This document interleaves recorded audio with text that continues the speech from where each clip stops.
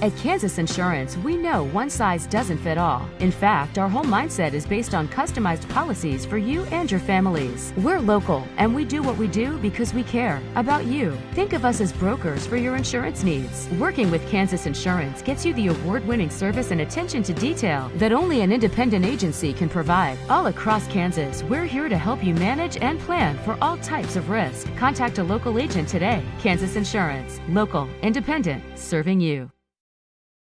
Just like the Cardinals are striving for success, Kaw Valley State Bank's mission is your success. At Kaw Valley State Bank, they provide the best, most efficient, courteous, and professional banking services possible. And at Kaw Valley, they recognize that the customer and their satisfaction is the most important ingredient to growing their community. With all the services you've come to expect from the hometown partner you deserve, Kaw Valley State Bank, online at kvsb.com, a proud supporter of Eudora Schools.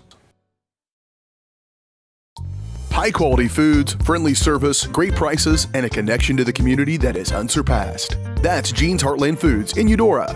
Family-owned, Jean's Heartland Foods offers a convenient one-stop shop, delivering the everyday essentials you need to specialty items from around the world. Jean's friendly staff is here to help you find exactly what you're looking for. You have options when it comes to feeding your family. Choose to support local. Choose Jean's Heartland Foods, 1402 Church Street in Eudora, or online at heartlandfoodstores.com. Are you looking for a trusted partner in pet care? Look no further than Eudora Animal Hospital, proudly serving Eudora and the surrounding area since 1975. Eudora Animal Hospital offers a wide range of services, including wellness exams, surgeries, routine vaccinations, and emergency care. I just want to thank everybody in the community for trusting us with the care of their animals, and go Dogs! Schedule an appointment by calling 785-542-3265 or visit eudoravet.com.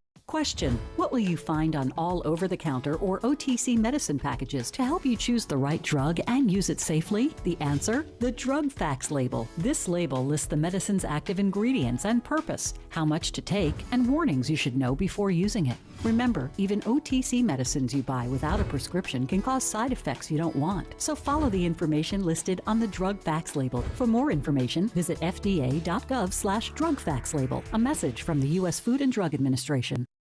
What would happen if I had to pick up the phone, call 911 for one of my family members or one of my neighbors? What would I do if no one was on the other end to respond? What if there was no 911?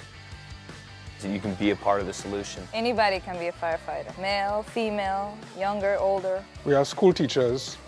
We have leaders in business.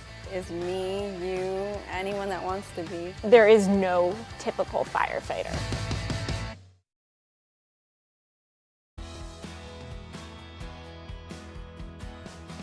I used to drive an ambulance as an EMT, and I've always tried to be a safe driver. If people knew what I know, lives could be saved. In my car, if I see a truck or bus taking a turn, I know to take my time. When big vehicles turn right, they may swing wide to make the turn. If you try to sneak in, well, it's a lesson you'd rather not learn the hard way. When trucks and buses turn, let's you and I wait. It's our roads, it's our safety. The MVPs of BBQ. That's Barbed Wire Barbecue in Eudora. Family owned and operated, Barbed Wire Barbecue delivers great food and small town hospitality at a valued price. High quality hickory smoked meats, house seasonings, and time tested recipes put Barbed Wire Barbecue a cut above the rest. Kick off your weekend with their delicious brunch on Saturdays and Sundays and enjoy game day your way with Barbed Wire Game Day Packs. Visit them at 601 East 10th in Eudora or see their full lineup of flavors at barbedwirebarbecue.com.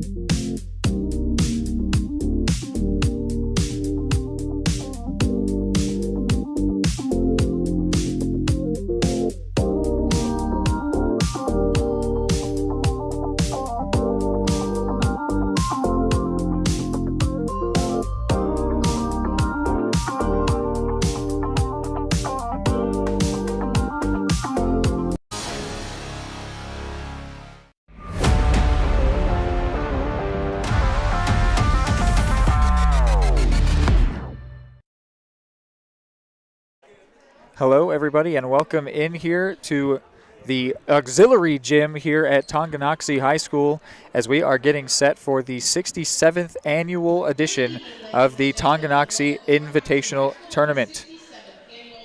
Listen in here to the PA as we get ready to get going here.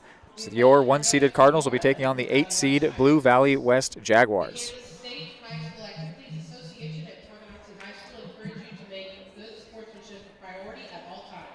Winning is for a day, sportsmanship is for a lifetime. And now let's meet tonight's starting lineups. A sophomore from Blue Valley West, number 10, Natalie Killian. And for Eudora, a senior, number 3, Hannah Pepper. For Blue Valley West, a senior, number 12, Lily Gutierrez. And for Eudora, a sophomore, number 10, Brittany Eudora. For Blue Valley West, a senior, number 13, Addie Davis. And for Eudora, a sophomore, number 12, Izzy Beckman. For Blue Valley West, a senior, number 40, Suyin Howard. And for Eudora, a freshman, number 13, Ayla Dye. And rounding out the lineup for Blue Valley West, a junior, number 42, Aubrey Walker. And for Eudora, a senior, number 22, Miranda Coots. Blue Valley West head coach by Ricky Shepherd. And Eudora head coach by Brandon Parker. Your officials tonight are... So just to reiterate that here on the pregame show from Caw Valley State Bank. Starting lineup for the Cards, Keltner, Dieterding, Brunkow, Dye, and Kuntz. And for the Jaguars, Killian, Gutierrez, Davis, Howard, and Walker is their starting 5. This is the Caw Valley State Bank pregame show. They're not just your bank, they're your neighbors. Caw Valley State Bank is proud to serve the Eudora community and proud to support Cardinal Athletics. For more information, visit their website, kawvalleystatebank.com. As we are about to get to tip-off, which is coming from Main Street Scoops and Sweets. Main Street Scoops and Sweets offers premium Wisconsin-made ice cream from an in-house bakery with a variety of delicious baked goods. It is always ice cream time at Main Street Scoops and Sweets, and it is just about time for tip-off here in Tonganoxie. It'll be Ava Dye against her opposing number 13, Addie Davis, for the tip-off. And it is Reed McAvoy and Hayden Harves on the call here tonight. Cardinals coming in 6-0, and they will get the first possession here today. We do have a shot clock on. Unfortunately, we can't get it on the screen for you. I'll just have to inform you whenever it becomes relevant. Here's Dieterding out to Keltner. For Brunkow, checks to Dieterding in the corner for an early 3 off the back of the rim. Dye brings it down, though. Keltner. Now Brunkow, and Brunkow loses the handle on it, taken away by Killian. So now a first possession for the Jaguars. They move down court quickly. Their last win was December 6th, and no good on that shot from Suyin Howard, the senior. Dye at the top, into the corner for Keltner. Drives, puts it up, and high above the rim on that one. And then took a touch from Natalie Killian on her way out, so it is a Cardinals inbound. Yeah, a little bit sloppy in the opening minutes here for the Cards, but I expect to see the camera on this left side of the court a lot tonight. I would expect them to control possession, control the pace of this game if they can. Not the first time we've seen that play work out. The inbound from Dieterding to Dye, and Dye putting it in from short range. So the Cardinals with an early lead. And they're going to add to it as it is Ava Dye once again. She's going to add to it. Sole source of points today for the Cards. So that 6-0 record for the Cardinals has earned them the 1 seed. A short shot from Howard, no good. Went last out off of a Cardinal, it looked like, indeed. The Cardinals last year came into the Tongi tournament as the 1 seed. They did win their first round matchup against 8 Holton, but then would lose to 4 Piper and 6 Wamego, finishing 4th in the tournament. So it was a bit of a disappointment considering their high ranking that they went in with. Think there might be a little bit of a chip on the shoulder this time around? Definitely could be. So the official's talking something over here. Not sure if there was a foul. This ball did go out off of a Cardinals player. Absolutely. See what the call is here. They were just getting the shot clock set up, it seemed. So now an inbound for the Jaguars, who find themselves trailing by 4. In for Howard. Howard against Kuntz. Tries to turn and pass all the way across the baseline, but Dieterding not letting it happen. Passes in the air to Keltner. Keltner puts it up, and wow, just rolls out, but Dye brings it down. Dieterding drives in the paint and gets a foul, but on the floor. First foul here tonight goes against the Jags. It'll lead to a Cardinals inbound after Liv Gutierrez committed the foul. I like what I'm seeing to this point from the Cards. Even if the execution may not be exactly where they want it to be, they're definitely playing to their strengths and their identity to this point. Looks like the Cards team we've seen most of the year. Keltner with a creative roll off the tip of the fingers there to get her first points. Jaguars have had a rough go of it this season rather. And that one, wow, called a Cardinals basketball. And I'm on with Natalie Killian on that one. Looked for sure like it went off the right foot of Bryn Dieterding. Absolutely. That's what I thought it was going to be as well. I think you and I had pretty similar reaction to a lot of the players out there. Cardinals take this possession, maybe a little bit surprised to have it, but I was going to say they won't plan on wasting it, but they did turn it over. The pass slipped through the hands of Kuntz. So now a chance for Liv Gutierrez and co. For Kunin, and now in the corner is Davis. Suyin Howard, who's had the majority of the possession for her team, but here's a shot from 3, rolling back from Natalie Killian, no good. They do get it back though through Killian. Howard took a look up at the pin, but opted to pass it around. They are doing a pretty good job moving around, but really tight defense from the Cards, trying to force those errors where they can. And we will get a double dribble call here, so the Cardinals will take that one. Some good defensive positioning from Keltner and Dieterding, and the whole team getting their possession back for them. Yeah, and it does your team a lot of good when you can get up to an early lead as well, because it puts the Jags in a little bit of a tough spot when it comes to responding. They start feeling the need to force the issue. Gives the Cards that much more freedom to work. And no good on that short range shot. Davis gets the rebound. Gutierrez for Davis. Howard at the free throw line. Might look to shoot here. She will around the left side and will draw a shooting foul off Miranda Kuntz. So Howard will go to the line.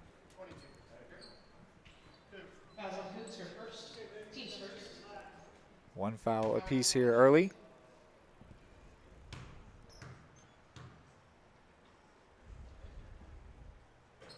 And the first point of the game for the Jags comes through the most likely player, it seems, Suyin Howard.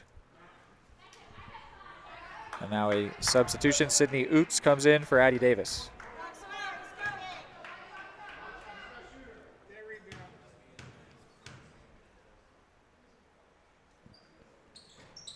Howard will go 1 of 2. Nearly got the rebound, but Keltner comes away with it.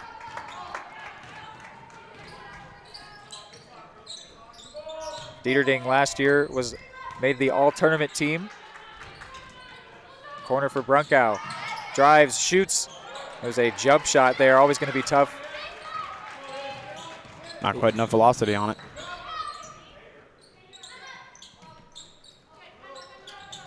The Jags doing a pretty good job up on their side on offense at keeping the ball away from the Cards. Just doing a really good job to get up close and force the issue. Ooh, a snapshot there, just pick and shoot from Liv Gutierrez. Don't hate the idea, but couldn't pull it off. It's a great way to catch a defense out of position. Kuntz for the short shot, and she will draw a shooting foul after she just committed one a little bit ago. Perfectly balanced, I shall say. Drew it off of Natalie Killian. So to the line goes the senior.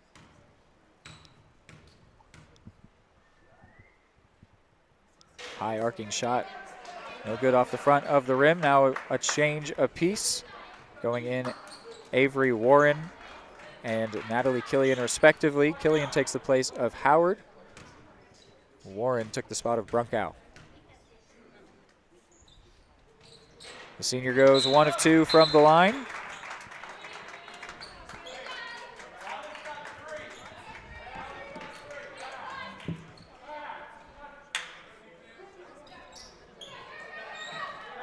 You mentioned Hayden, the Jaguars have just held on to the ball, tried to slow things down. Right. I think that's the best they can hope for here. As the 8 against the 1, of course, you'd love a Cinderella story, and going for 3 here, overdone on that one, put it too far. Keltner brings it down. But just to make sure that you have a good game, something where you can look up at the scoreboard and come away feeling a little proud of it. I think that's a reasonable goal here. And they'll look for wins down the line in this tournament, no doubt. But this was always going to be a tough matchup. But we're saying it is early on in the first quarter. Anything could happen. Well, but I think that the way that they're playing makes sense for the mismatch here that this matchup presents. Yeah, and even if you can look for the moral victories, or you can look at the fact that based on firepower, keeping this thing close and controlling possession is going to be their best shot to try to win it. And they will get their first field goal of the game through Addie Davis. Yeah, that's going to give them the best shot if they can kind of match aggression for aggression, right, and then try to keep their possessions long, extend time. You can see that Rychek is into the game as she grabs an assist. Ava Dye up to 6 points in this one. Ava Dye having a heck of a game so far, and of course, she's so good at getting those points from close, right, especially on the inbounds. She's been so good at, but no slouch shooting either. That was a bit of a talking point last game. She presented herself with some great opportunities and couldn't finish all of them. Oh, and they've got a 3 here to bring the Jags within 1 possession. Here we are eulogizing them. And they are back within 1 shot. As we said, controlling the possessions and trying to control the pace of this thing is going to give them a legitimate shot to win it if they can execute well. Pulls up on that one. Didn't really get a great look at the rim. Carly Owens, who's into this game, grabs the rebound, but then called on a double dribble. Now a couple changes for the Lady Jags. Suyin Howard goes in with Peyton Conley. In place for Liv Gutierrez and Hannah Noonan.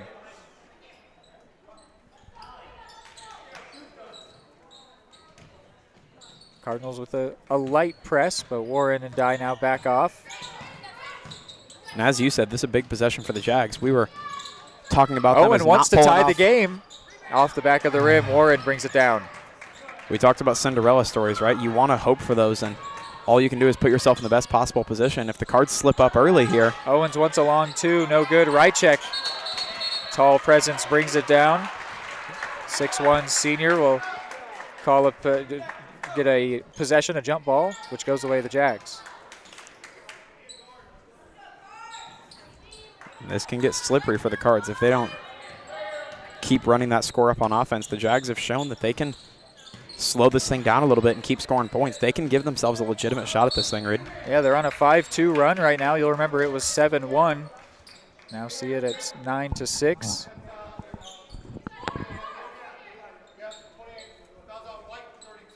Foul called on Carly Owens, second against the Cards.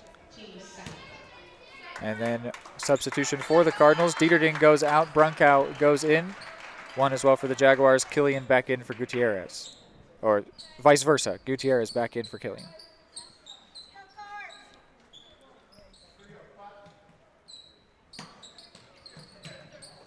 Into Howard.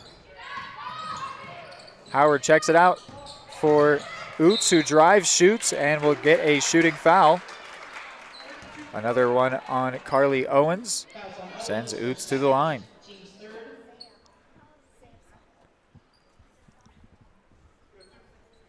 So a chance to bring this one even closer, which is why he talks about slowing this game down. It gives them a chance in this one. Right. I mean, you look at the points that the Cards have scored through this first quarter as opposed to the points they usually score through the first quarter. That first free throw was good.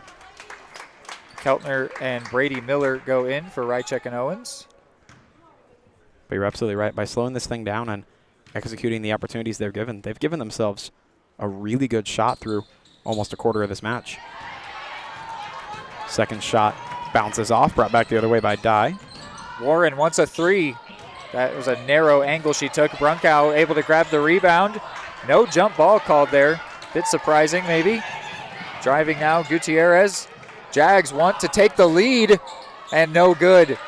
Warren with a powerful rebound. 70 seconds left in this one. That was a battle. Battle at the baseline. Miller will draw a shooting foul, go to the line. 3 fouls apiece here. Remember, just last game, the Cardinals had a very close first quarter against the Bonner Springs Braves, and then they were able to pull away. Could maybe be seeing, could hope to see something similar. Of course, and that shows through experience, right? I mean, you get later into these games, and even if they're close, especially when they're close, that's when you see the teams that are comfortable playing late in those games when they're really tight, and you have to kind of play mistake-free ball. The Cards have been really good at that to this point in the year. They'll go one of one. One. She's actually for 2. I'm sorry. She's got another here.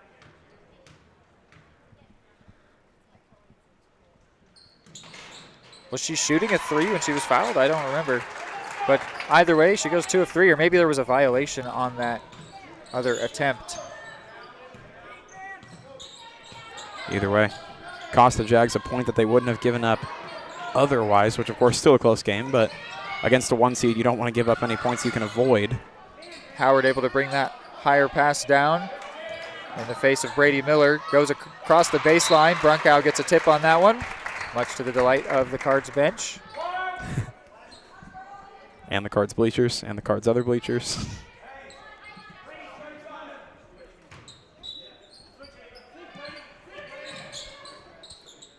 Into Howard. Against Dye, will turn and shoot. The hook shot no good. Brunkow grabs it and rolls away from her. Jaguars with a chance here, mismatch. They have the numbers. Still tracking back is Warren, but now they do have the 5-on-5. Once again, Howard for 3. She got it. They're within 1. Huge. And you got to wonder if you're the Cards right now, are they feeling stressed, or are they kind of just playing their game the way they have been? I think this could be a little worrisome, but they haven't had their starting 5 out there for most of this first quarter. Warren from short, high up off the back of the rim, brings it down. Shot clock is off here with 7 seconds left. Jags could end this quarter with the lead. Put up, and they do take the lead. So the 8 seed will lead the 1 as we go to the first quarter break. The Cardinals started off well, but then the cracks are showing here. There's work to be done when we're back for quarter number 2. Keep it here on Eudora Sports Live.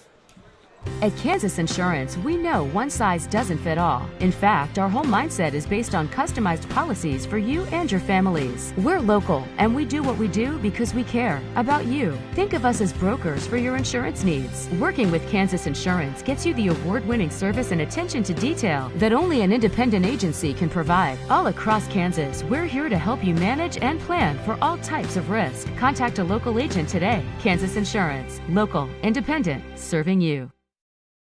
The MVPs of BBQ. That's Barbed Wire Barbecue in Eudora. Family owned and operated, Barbed Wire Barbecue delivers great food and small town hospitality at a valued price. High quality hickory smoked meats, house seasonings, and time tested recipes put Barbed Wire Barbecue a cut above the rest. Kick off your weekend with their delicious brunch on Saturdays and Sundays and enjoy game day your way with Barbed Wire Game Day Packs. Visit them at 601 East 10th in Eudora or see their full lineup of flavors at barbedwirebarbecue.com.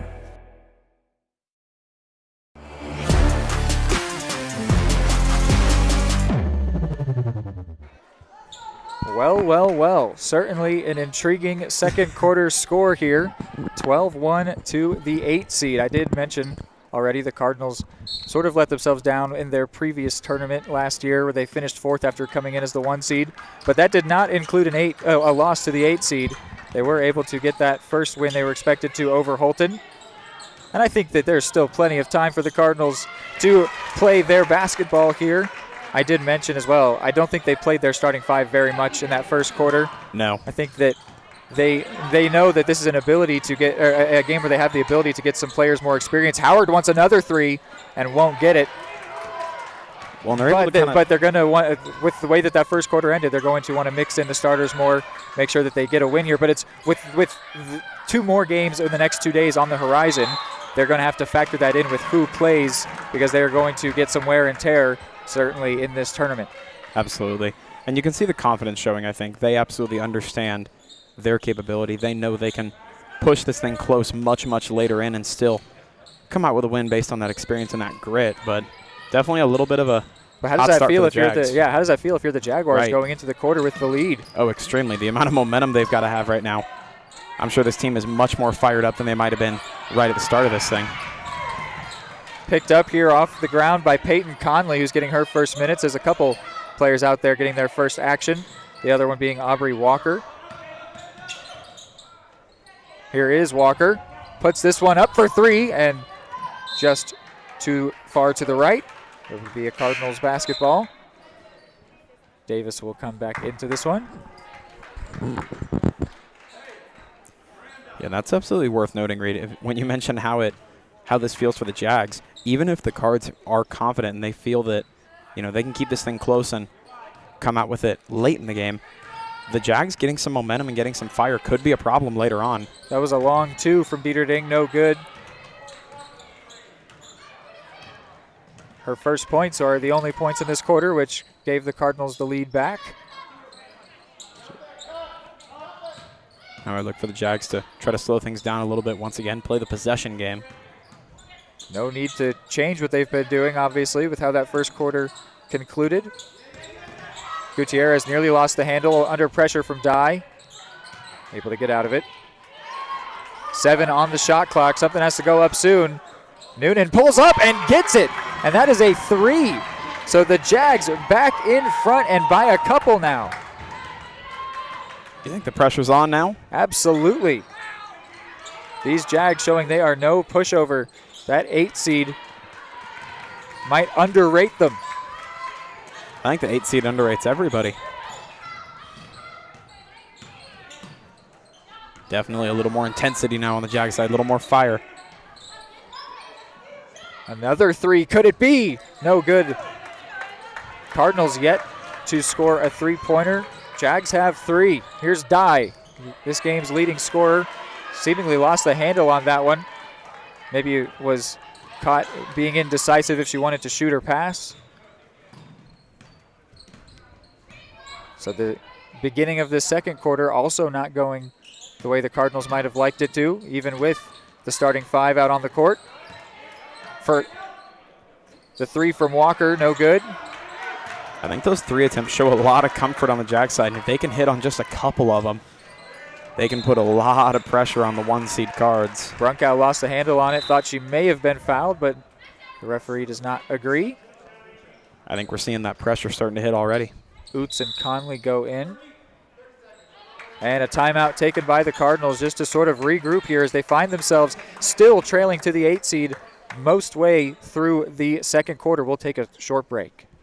The MVPs of BBQ. That's Barbed Wire Barbecue in Eudora. Family owned and operated, Barbed Wire Barbecue delivers great food and small town hospitality at a valued price. High quality hickory smoked meats, house seasonings, and time tested recipes put Barbed Wire Barbecue a cut above the rest. Kick off your weekend with their delicious brunch on Saturdays and Sundays and enjoy game day your way with Barbed Wire Game Day Packs. Visit them at 601 East 10th in Eudora or see their full lineup of flavors at barbedwirebarbecue.com. Back from the timeout. Cardinals sticking with that starting 5 group of players. And you can stick with us after this one for the boys basketball part of this 67th annual Tongi Invitational. The Cardinals, the boys team, got the 5 seed, so they'll be taking on 4-seeded Metro Academy. Almost looks like the starting 5 may be out on the court for Blue Valley as well. Just one change from that. Looks like Peyton Conley out instead of Aubrey Walker. That's 20 instead of 42. Thank you.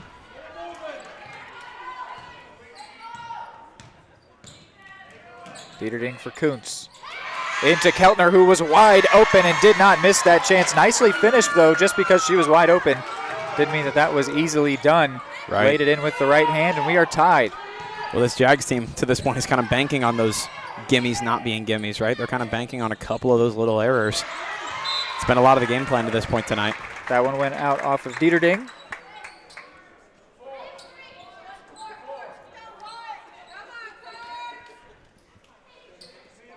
We've seen the Jaguars slow it down and then not be shy of the 3. It's really the only option the Cardinals are giving them.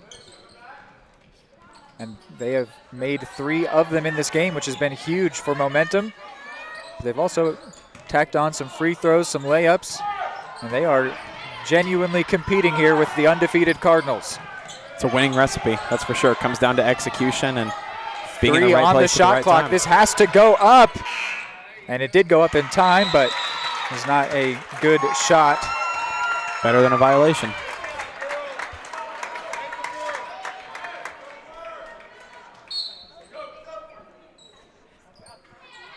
Walker goes in for Oots. Scoring for the Lady Jaguars, Suyin Howard has 4, Oots has 3, Noonan has 3, Killian has 3, Davis has a couple. For the Cardinals, Dye leads with 6, Keltner has 4, Dieterding has 2, Miller has 2, and Kuntz has 1. To the corner for Keltner. For Dieterding now.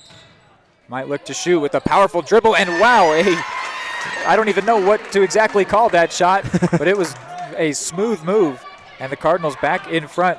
4th lead change of this game. Didn't think we'd say that today, did we? No, especially not by the second quarter.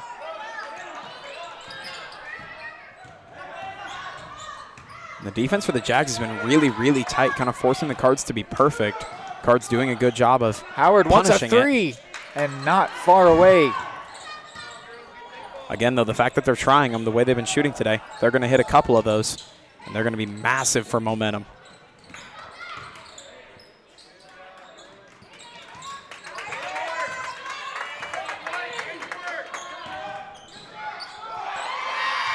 Shot came up short. Howard rebounds. The Cardinals were transitioning to offense, but then a foul is called. And the foul is against Kuntz.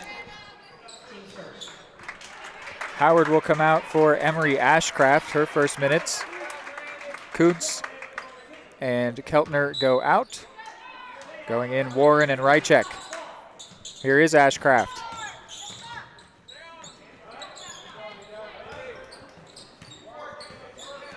Now Gutierrez.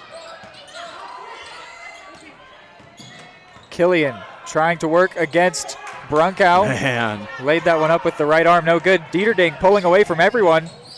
Slows things down a bit, finds Ava Dye, drives, shoots, scores. She's got 8.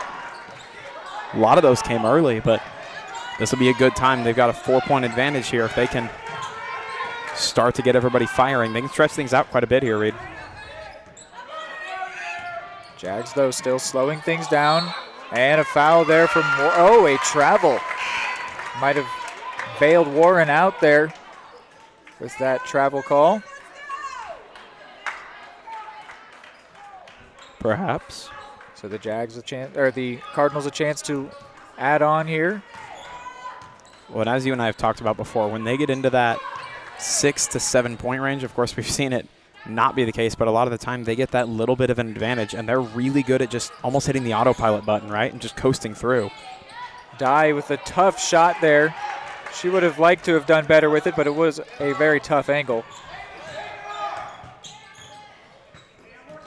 Here's Conley. Going to be a priority for the Jags to tack on points, keep things close with the Cards. Again, try to keep them out of that autopilot phase where they can just roll away with this thing. 15 on the shot clock. Here's Ashcraft. Now Killian. Davis at the top of the key. 5 on the shot clock now. Just about time to shoot. Ashcraft puts it up off the front of the rim, and then Rychek takes it away. So nearly rebounded by the Jags as well. Warren puts up a shot. Defense would have been expecting a pass there. Looks like, is this going to be a Cardinals inbound? It will be. And now Ashcraft goes back out for Howard. I think it would have been a Jags inbound, but a Jags player came in there last second and popped the ball out on their own, maybe costing themselves a possession. Moving quickly, Avery Warren. She is dangerous from 3, so too is Dieterding, but she'll shoot from shorter range and not get it, but Rychek brought it down at first. Davis swiped it off of her. And I didn't see a jump ball indication, but that's what I would expect from that. Cards inbound once again. For Rychek, trying to get her first point. She's got him. Nicely done for the senior. Cards now with some breathing room. And Dye getting in defensively. Ooh, and she may have hit off the wall. Looks like she intends to play on. May have been the landing before the impact on the wall. Looks to be a little bit ginger on that ankle, but still on the court. She'll probably be happy when the halftime buzzer goes. In for Davis. Davis against Dye, turns to her left. Back for Killian. Oots wants the three. And no good, but no one there to rebound except for Addie Davis. Shot clock is off now.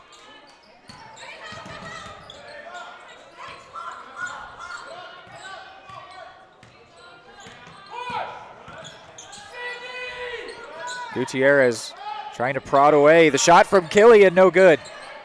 Kept in, or was it? It was not. Cardinals basketball, 9 seconds for them to try to add to the halftime lead. That was a valiant effort by the Jags right there, however. See what kind of approach the Cards take here. Might just run it down. Waited to pick that one up because the clock didn't start until she did so. Gets a pick from Rychek for Ava Dye now. Has to shoot, does shoot, and can't score. So 21-15 is the halftime score. The Cardinals surprisingly trailed after one, and in a game with 4 lead changes, they do lead at halftime. The 1 seed out on top as expected. When we're back, it's the halftime show.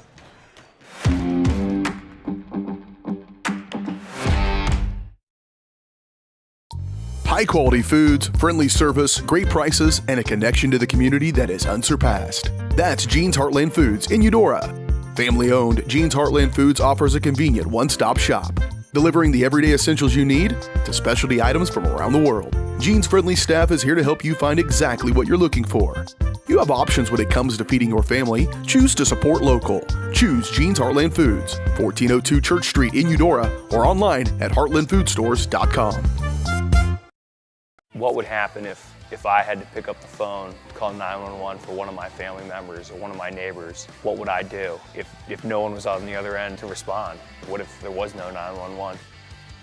So you can be a part of the solution. Anybody can be a firefighter. Male, female, younger, older. We have school teachers. We have leaders in business. Is me, you, anyone that wants to be. There is no typical firefighter. More time before you wake up in the wild. Our natural world needs us now. Step by step, side by side, together, we can find a way to ensure that all life on Earth can thrive. To learn more about how you can help protect and conserve nature, visit nature.org.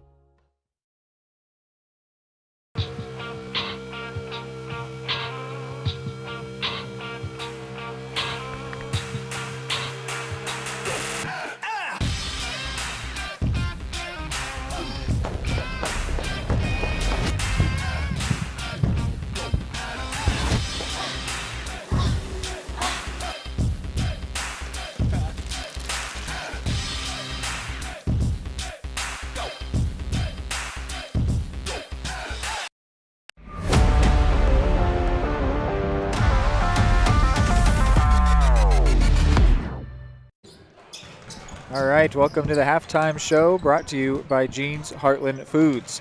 Shop local and support local at Jean's Heartland Foods. Visit their website, eudora.heartlandfoodsstores.com, to sign up for exclusive offers and rewards today. I said before we went to the break, the 1 seed leading as expected, but I don't think that first half played out any bit as it was expected. Not at all. Because they didn't lead after the first quarter, and they struggled to gain it and hold it in the second, but they did end up coming out with the 6-point lead. Can you try and sum it up for us a little bit, Hayden? Yeah, I mean, first of all, you look at the score, right? Looking at the box score and watching the game are two very different things sometimes. And this is one of those days where, yes, you look up at the score at halftime and you say, yeah, they're up by 6. That looks, they're controlling the pace. It looks like a Cards game to this point in the year. Not the case whatsoever. The Blue Valley West Jags have put up quite a fight tonight. I mean, early on, I believe it was 7-1. The Cards jumped out to a lead, but then the Jags just hung in close. They started really controlling the pace and taking the points they were offered, and before you know it, they had put themselves within a point or two and actually took the lead going into the end of the first quarter, and they've played really, really well. And I think, like you said earlier on, they've kind of taken the strategy for playing a better team, and they've narrowed it down. They've whittled it down to a really good version for how they've played today. They've controlled the pace. They've been really, really careful about not making mistakes, playing tight defense, and just trying to force this big bad bully of a 1 seed into making some kind of mistakes, which the Cards did make quite a few of them in that first half, but they ended up doing what they do, and that experience we've seen all year long pushed them into a slight lead. I'd say a comfortable margin, maybe not anything huge, but we have seen them take these gaps and kind of hold them for an entire second half throughout the year. So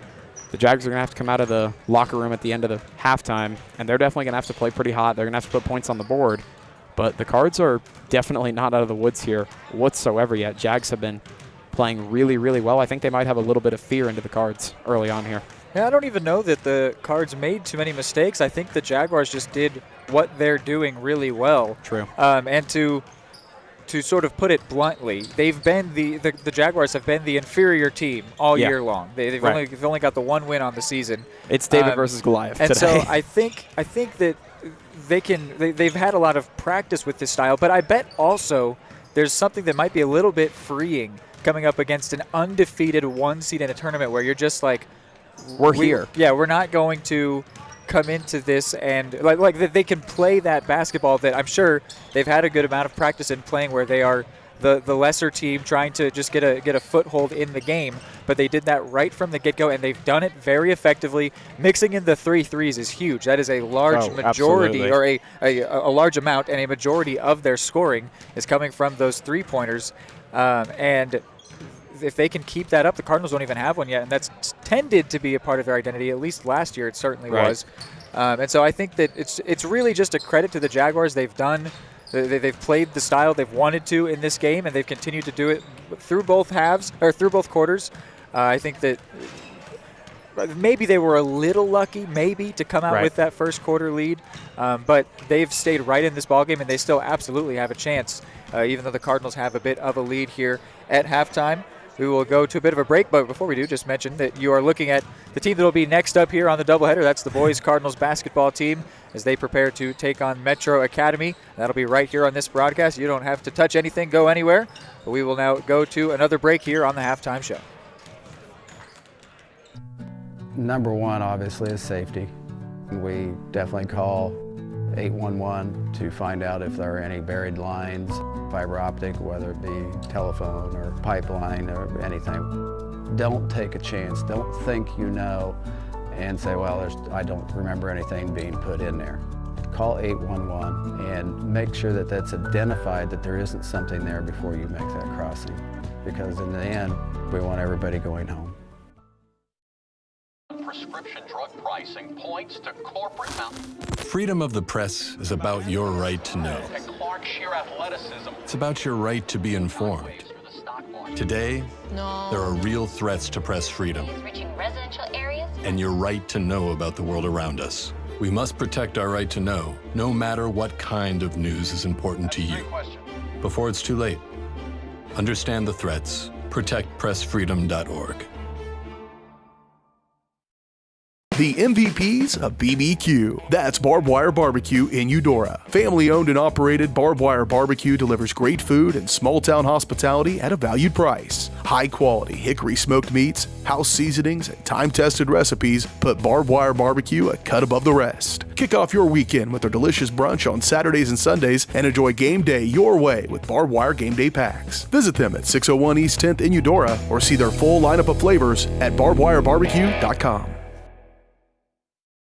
Are you looking for a trusted partner in pet care? Look no further than Eudora Animal Hospital, proudly serving Eudora and the surrounding area since 1975. Eudora Animal Hospital offers a wide range of services, including wellness exams, surgeries, routine vaccinations, and emergency care.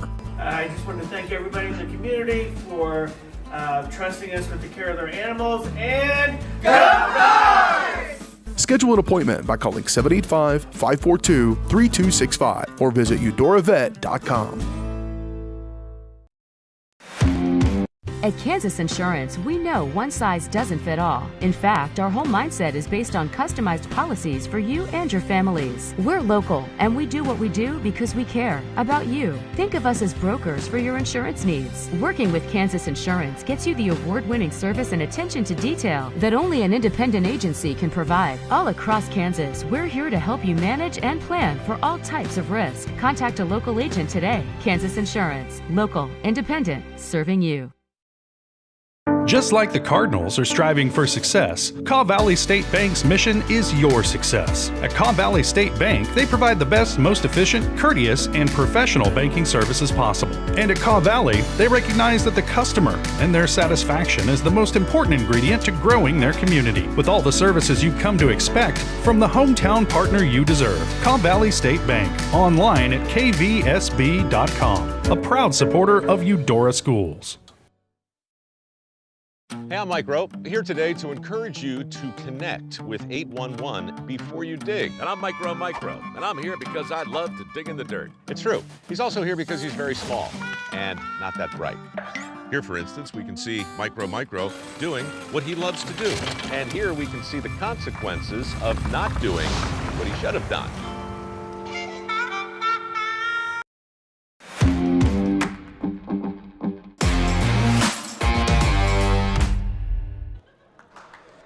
Welcome back here on the halftime show.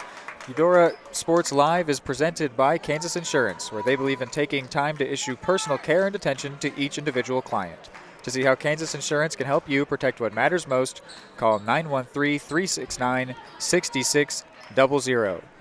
The Jaguars will begin with the ball here in the third quarter. As a game that started off inauspiciously and then became a little bit worrisome for the Cardinals. They've regained a lead that they can feel a little bit comfortable with, but still plenty of work to be done. Hayden, what do you think the Cardinals might change if they were to make any adjustments based on the way that first half went? Well, I think the only thing they can really adjust would be to just execute a little bit better when it comes to shooting opportunities, because like you said, they didn't miss very many of them, but the way the Jags are playing, those few mistakes just get exacerbated so much.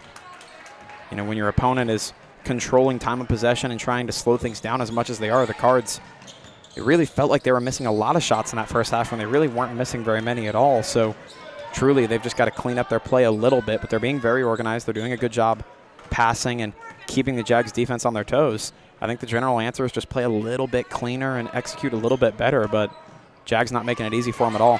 Peterding with a nice short-range shot. Something I was going to mention, but even before I did it, I think that it might be tough to get into is the three-pointers for the Cards. That would be something that would be a great response, but when the Jaguars are giving up the shorter-range shots, you really should take those higher percentage opportunities. Absolutely. But I don't think that the Cardinals should be gun-shy if a three-pointer does present itself. We saw them try a couple early. They haven't really gone back to it. But if they can build on a lead, they won't really have to. I just think if it gets a little bit more uncomfortable again, that could be something where it really just takes the momentum right back, rips it away, and emphasizes their dominance here in this game. Killian no good on that three attempt. Well, and I think you used a really good word for it. You said don't be gun shy. They don't have to, prioritize those shots as much, but right now say there's, an 8-point deficit. If they get one opportunity to take that three and they take it, that'll just be a gut punch to the momentum of the Jags that are building their identity today on keeping the game close. If the Cards get one or two of those when the opportunity presents itself, it would just be backbreaking. Some nice offensive movement resulted in a Killian shot that was no good, and the Cardinals players nearly failed to rebound it by going against each other, but Brunkow comes away with it. Keltner driving and blocked by Gutierrez. And as I mentioned before the halftime break, the Cards, we've seen them so many times this year just take a little lead and hold on to it, seemingly doing just enough to keep that margin. Jags goes in for Davis. Jags definitely not anywhere near out of this thing, but they could be in some dangerous water if the Cards start flowing and building upon this lead.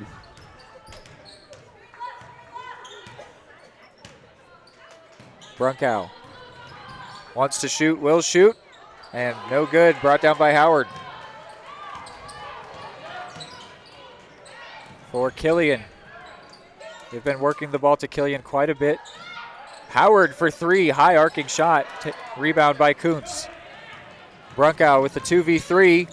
Nice move past Howard and finishes. Really well done by Izzy Brunkow. Her first points. It's now a double-digit lead for the Cardinals. First time today.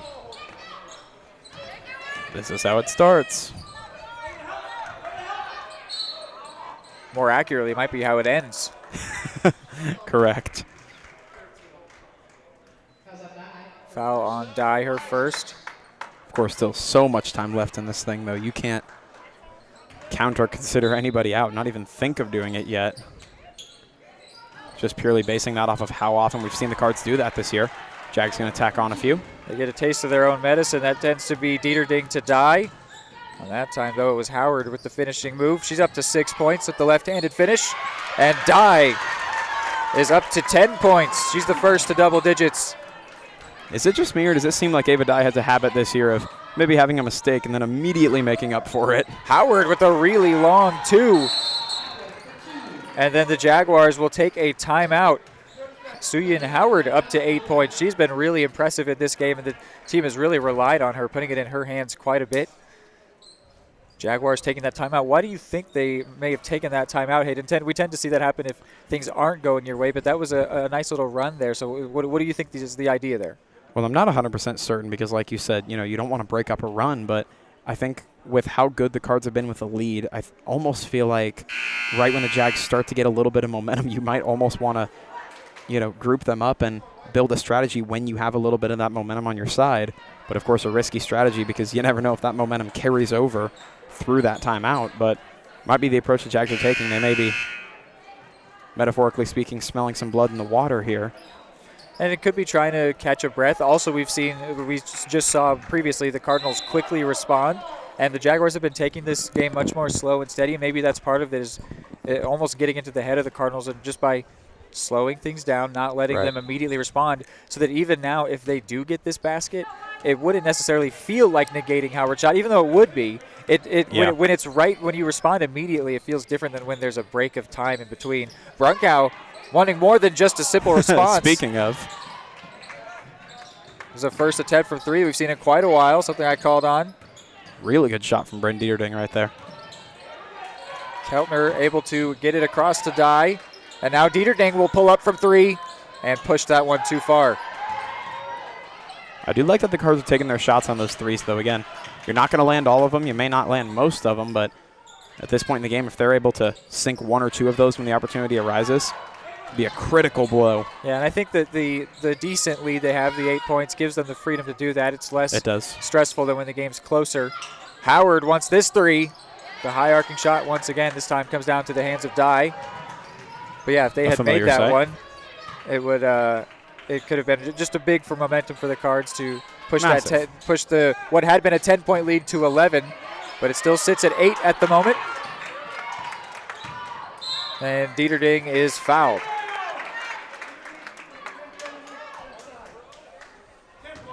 I will say, as compared to about halfway through that second quarter, now we sit a little over halfway through the third, the Cards' demeanor is definitely a little bit more relaxed. Visibly, they're still focused, but definitely a little more eased than they were when that game was a lot tighter in the second quarter. But we've seen the resilience all year long. We've seen the fight. This team doesn't necessarily fear a deficit.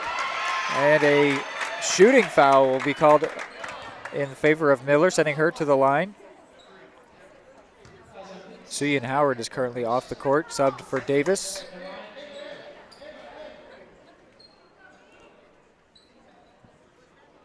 Miller made a couple free throws already in this one.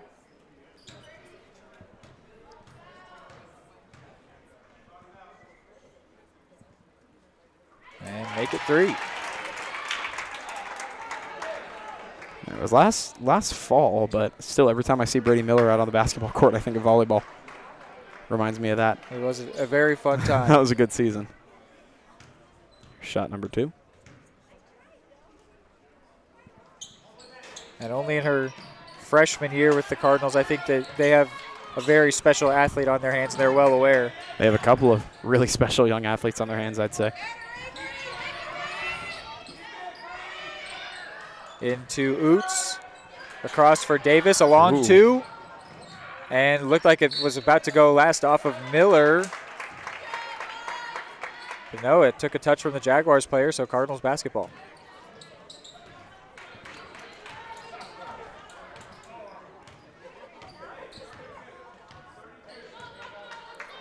And you wonder if the Cards start to spend the rest of this third quarter and the fourth just slowing things down right now that they've got that advantage.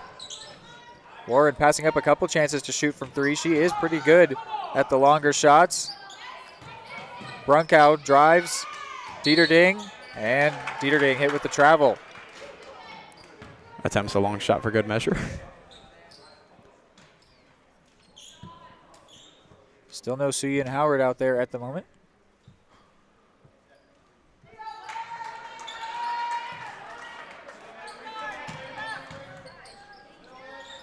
This is Aubrey Walker, was in the starting five. Taken away by Dye. We've seen these chances recently for her, and she does not miss this one. She's up to 12 points. Nicely done by the freshman. I was just about to mention the pressure from the Cards defense. They were giving nothing for free. Dye pays it off.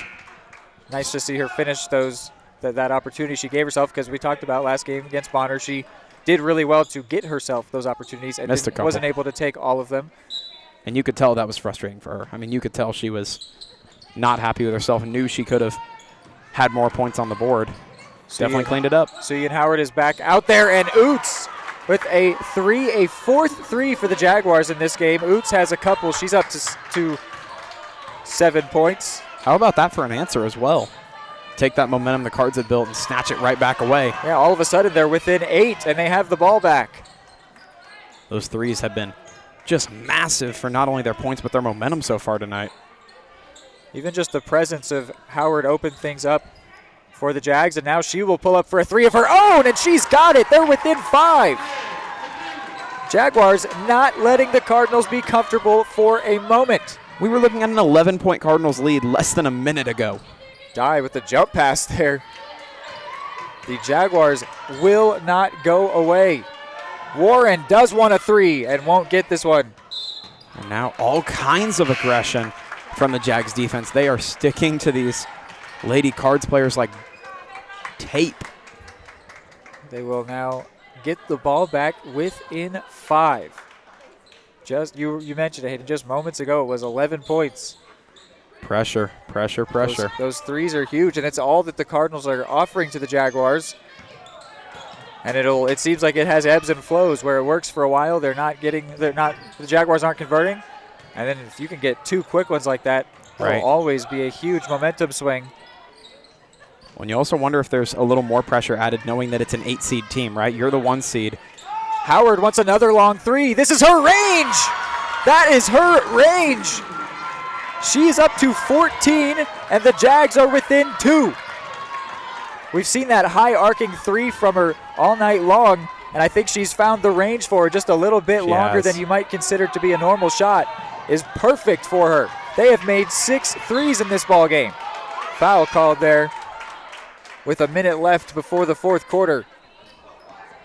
Boy, the other higher seeds in this tournament might be looking at this score and licking their lips. If they don't have to deal with the Cardinals, that would be amazing.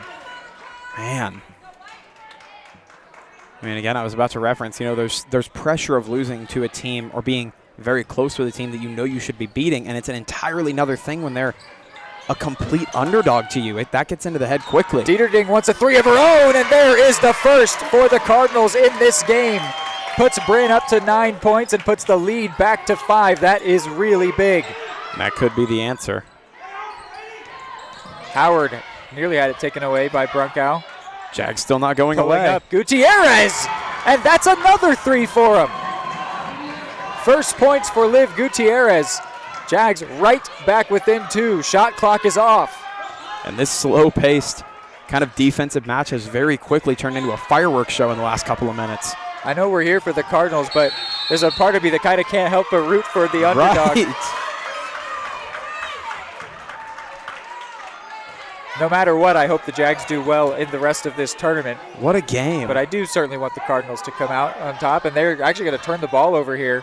Yeah, I think we can say respect earned for the Jags, if nothing else today. They've been a pain in the side of the Lady Cards tonight.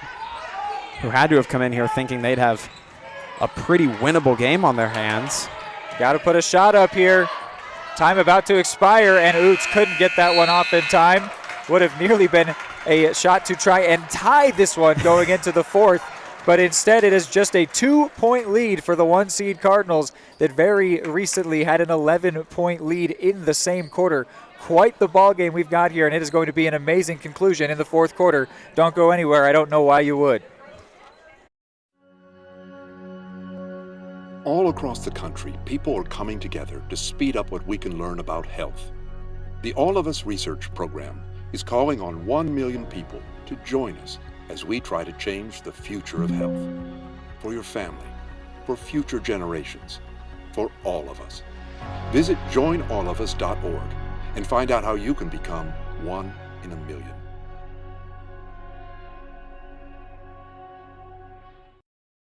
The MVPs of BBQ. That's Barbed Wire Barbecue in Eudora. Family owned and operated, Barbed Wire Barbecue delivers great food and small town hospitality at a valued price. High quality hickory smoked meats, house seasonings, and time tested recipes put Barbed Wire Barbecue a cut above the rest. Kick off your weekend with their delicious brunch on Saturdays and Sundays and enjoy game day your way with Barbed Wire Game Day Packs. Visit them at 601 East 10th in Eudora or see their full lineup of flavors at barbedwirebarbecue.com. You'll be happy to know the Cardinals fans in attendance have moved rows down here in the bleachers. It's the equivalent of leaning forward in your chair when you're losing in a video game. They are here to support their team, push them on here for this fourth quarter, which is going to be much more nervous than they would have anticipated looking at this matchup when the tournament was organized, and the Jaguars are looking at it with all kinds of excitement. They're not just putting up a performance to be proud of. They might put up a historic victory here this season, but Bryn Dieterding wants to put the hush on that. Gets a second three for her, second for the Cardinals, puts the lead right back to 5, but we've seen this a couple times now. Jaguars have been responding with their own threes. We are surely smarter than to consider a lead safe at this point in the game. I mean, my goodness, the Jags just won't go away. It's a good definition for it. They've been down a lot. Defensive effort play from Dye. It'll still be Jaguars basketball, but she'll get some high fives from her teammates. Slowing the Jaguars down for a change.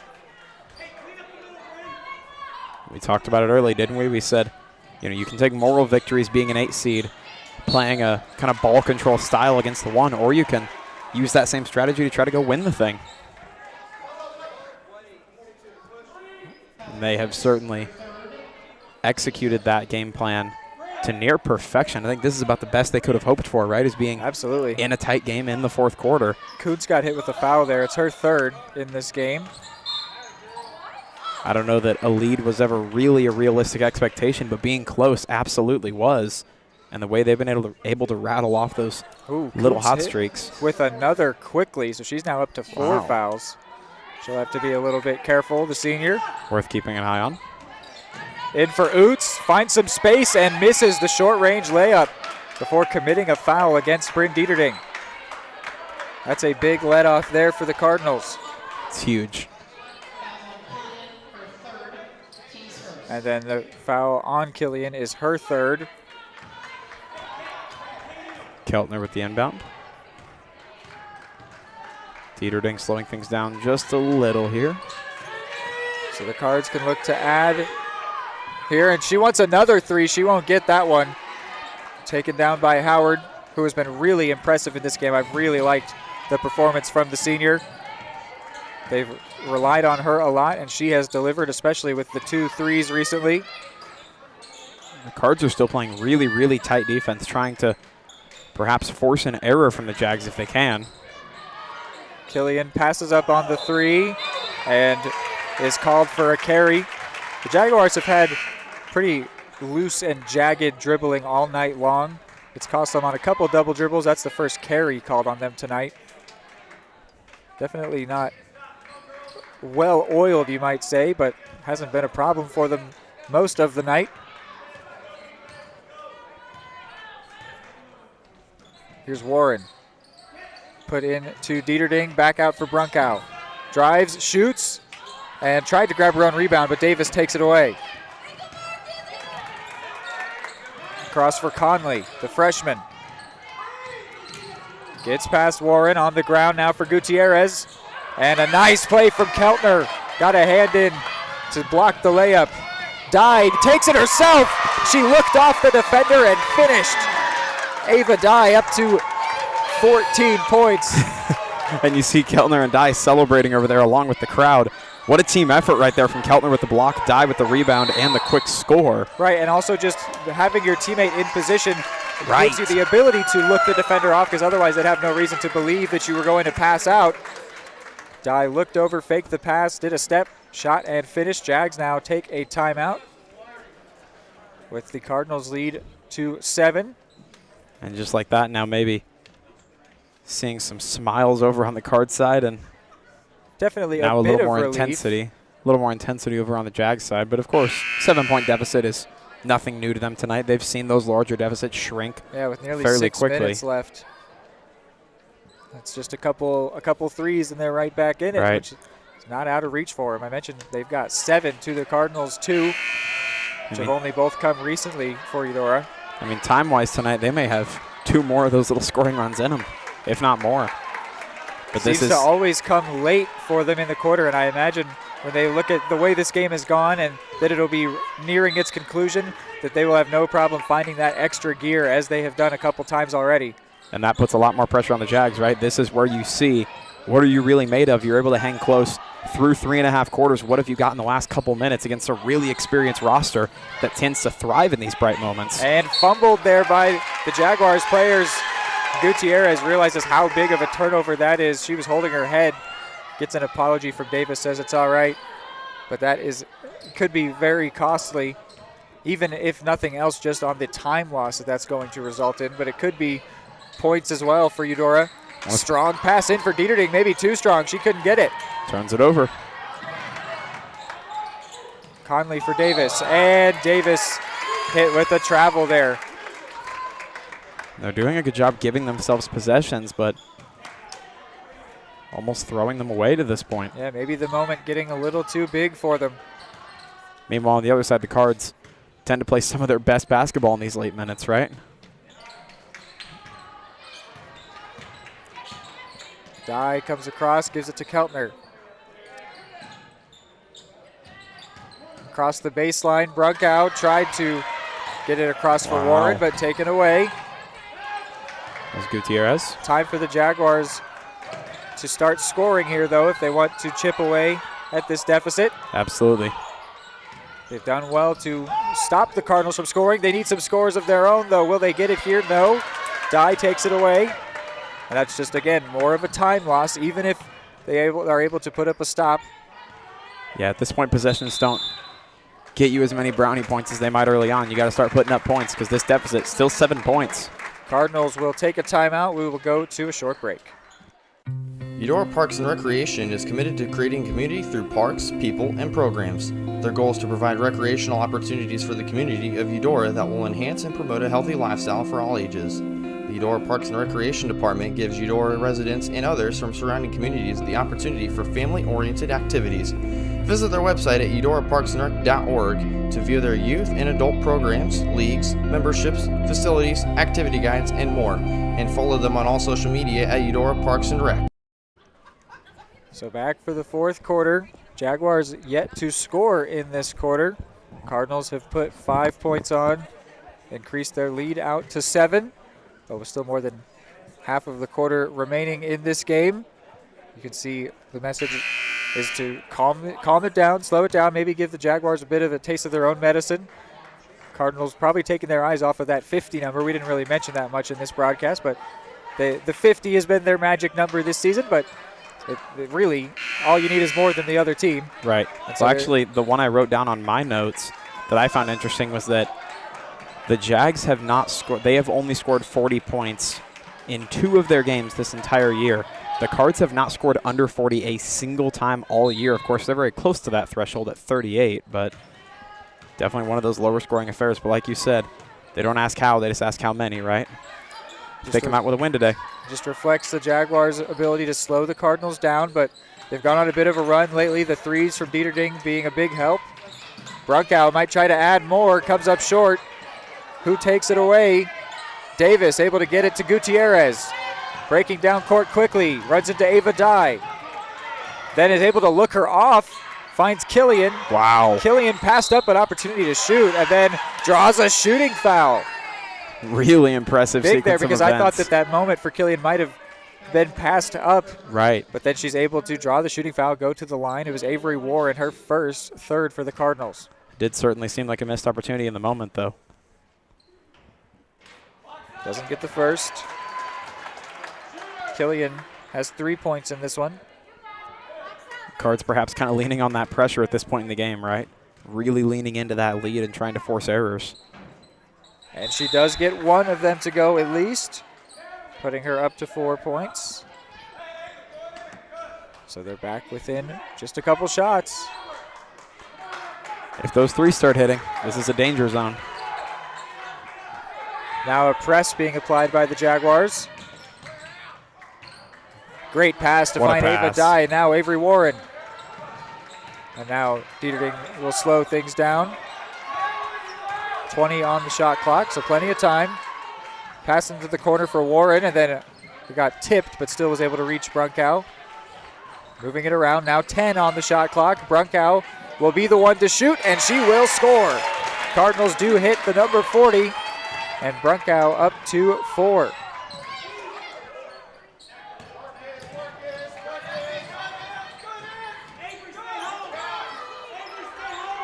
Killian spinning out for Davis. Howard will shoot and will draw some more free throws. So Ian Howard 1 of 2 from the line.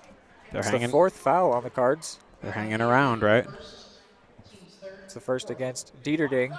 Next would put the Jaguars into the bonus. They would love to get into the bonus territory because free throws have been one of their best scoring chances in this game. Be massive. Howard gets one to go. Phenomenal game for her, putting her up to 14 points. Actually, scratch that, 15.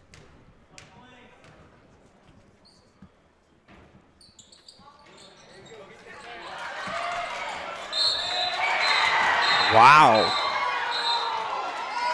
And a foul initially was called against the Cardinals, but now goes in their favor. The Jaguars were celebrating massively when that first call came, but then the other official turned over the call, and now they are discussing it in the corner. Looks to be in agreement now. And they call it a jump ball. So the Cardinals, or actually no, rather the Jaguars will take the ball.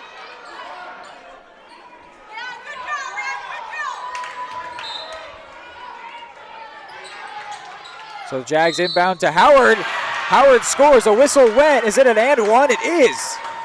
Oh my goodness. They have an opportunity to draw this total score within 4 points. And that also puts the Jaguars into the bonus. Chips are starting to fall their way here late, Reed. Gotta execute on these opportunities, though. Howard doesn't get that one to go, but still has her team within 5, and now serious pressure and a timeout taken by the Cardinals to bail. It looked like it was Avery Warren who was caught in jeopardy there. 3 or 4 Jaguars players all surrounding her. That was an entourage. Yeah, that was a bailout call, certainly so. So Hayden, what are we thinking with how this is going right now? Slow down. If you're the Cards, you cannot afford to let this moment, you can't afford to get flustered, because as close as this thing is, one mistake could very well spell disaster for the Cards at this point. Jags have got to be running on what is essentially pure adrenaline to this point. I have to think with, confidence in your coaching staff, you can keep this game close.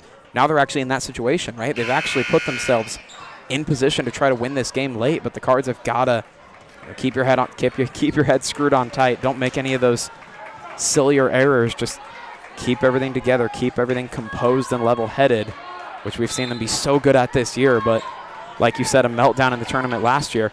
Got to be looming large for the Cards. Jaguars turning on the pressure here, which I think might actually play into the hands of the Cardinals. But of course, it could. The reason they're doing that is to make the Cardinals have to move, force the issue. But the Cardinals have broken down the press plenty of times this year.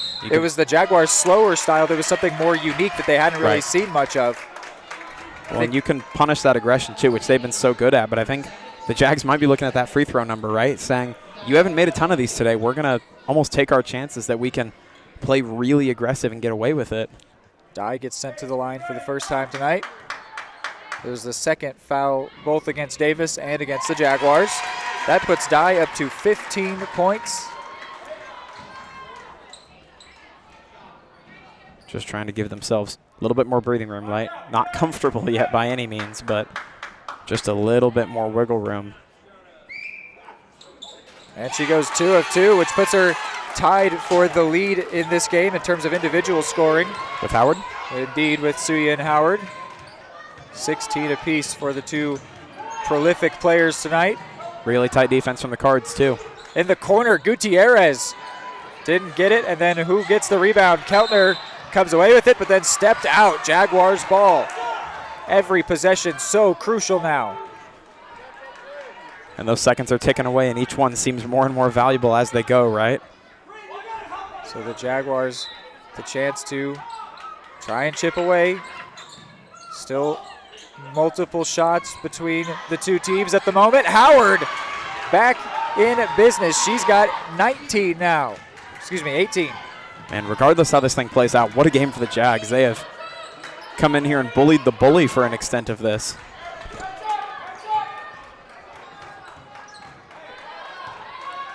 Slowing things down a bit now, the Cards are.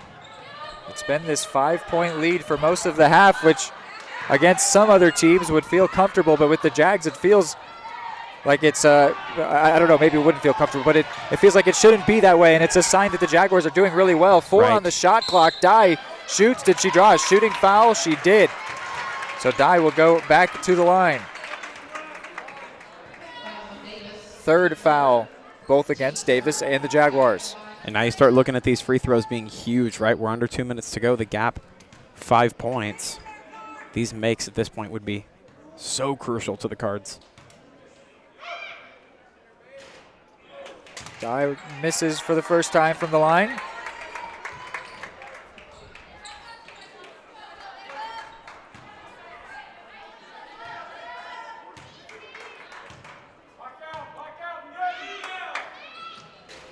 And goes over on that one, putting her at 50% in the game. So a positive for the Jaguars as they're able to get away without letting up any points.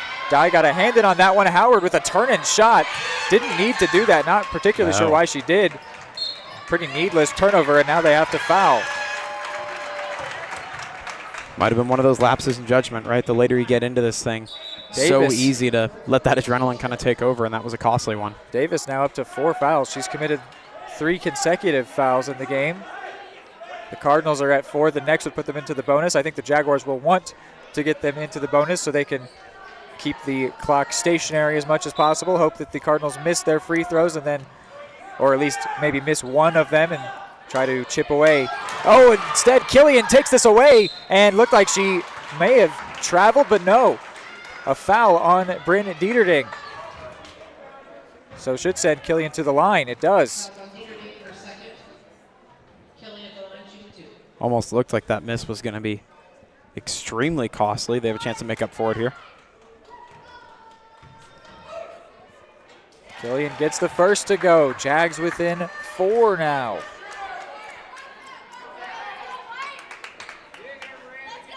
Now trying to get within 1 possession. And they will.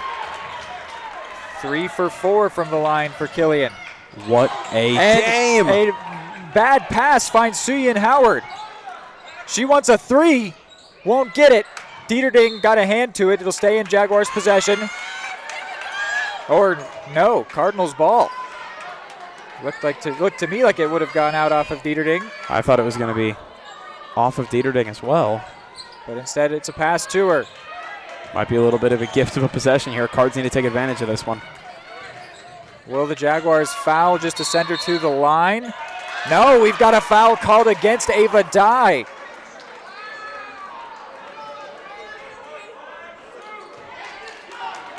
So the Jaguars get the ball back. It's the second 3. foul against Dye. Over a minute to go, but just barely. Cardinals would have really been hoping to avoid OT. They've already had to play their starters much more than they would have liked to in this matchup. To go to overtime against the 8 seed would really be costly as the tournament goes on. Dieterding slows things down. Matched up with Howard, who reached in at the ball for a second. Might be trying to foul. Cardinals call a timeout. Dieterding was under swarm right there. Jaguars a little hesitant to foul, and they don't necessarily need to right now. No. Within the one shot right now, which is really impressive. And what I was just talking about, I was going to get into more in the postgame, but as the potential for overtime comes up, the Cardinals have had to play their starters way more than they would have liked to, and it's the type of thing where hopefully they can get away with the victory here, but as this tournament goes on, that's so something even if you do win could this end up being costly, just that they had to play these players because the next 2 games are in the next 2 days. Right, and against better teams, right, based on the in records. In theory, yeah, at least by their ranking coming in. So it could be something that over time comes to bite them, and certainly they would be really hoping to avoid overtime for that same reason. Just the wear and tear on your players, you really are hoping to avoid that in a matchup that was supposed to be easy for them. At this point, that's completely out the window, and it's just a basketball game that they need to win. Right. But coming in, they would have hoped to have been able to play some of the players that haven't had as many minutes and come away with the win. I mean, this might have been one of those games where they were thinking they play one half of starters, right? I mean, you hope best case scenario, they're hardly playing at all tonight. Instead, you've seen a starting 5 for, let's say, 3 of these 4 quarters at least, if not more. Yep. Yeah, absolutely. Great insight. I mean, that's the situation we're in. Now it's just a game you've got to win, but even if they do move on with a win today into tomorrow, that wear and tear becomes a very real factor. Inbounded for Dieterding.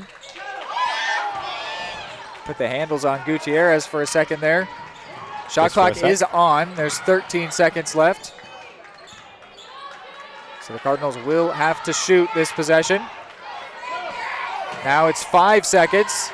They're going to push it close, though. Kuntz puts it up and draws an and one. That is big for trying to seal this game. Massive. 5-point lead could grow larger. And this crowd, this Eudora section behind us is getting loose now. The bench seems to be a little bit more joy, a little more smiles. Something else, too, that puts the Cardinals into the bonus. Kuntz doesn't get it to go, and the Jaguars get the rebound. They will have to score quickly and then foul. Brunkow intercepts, but then it goes out off of her. So it's a Jaguars ball. Warren will come in for Kuntz. What a game. And now the Jaguars take a timeout.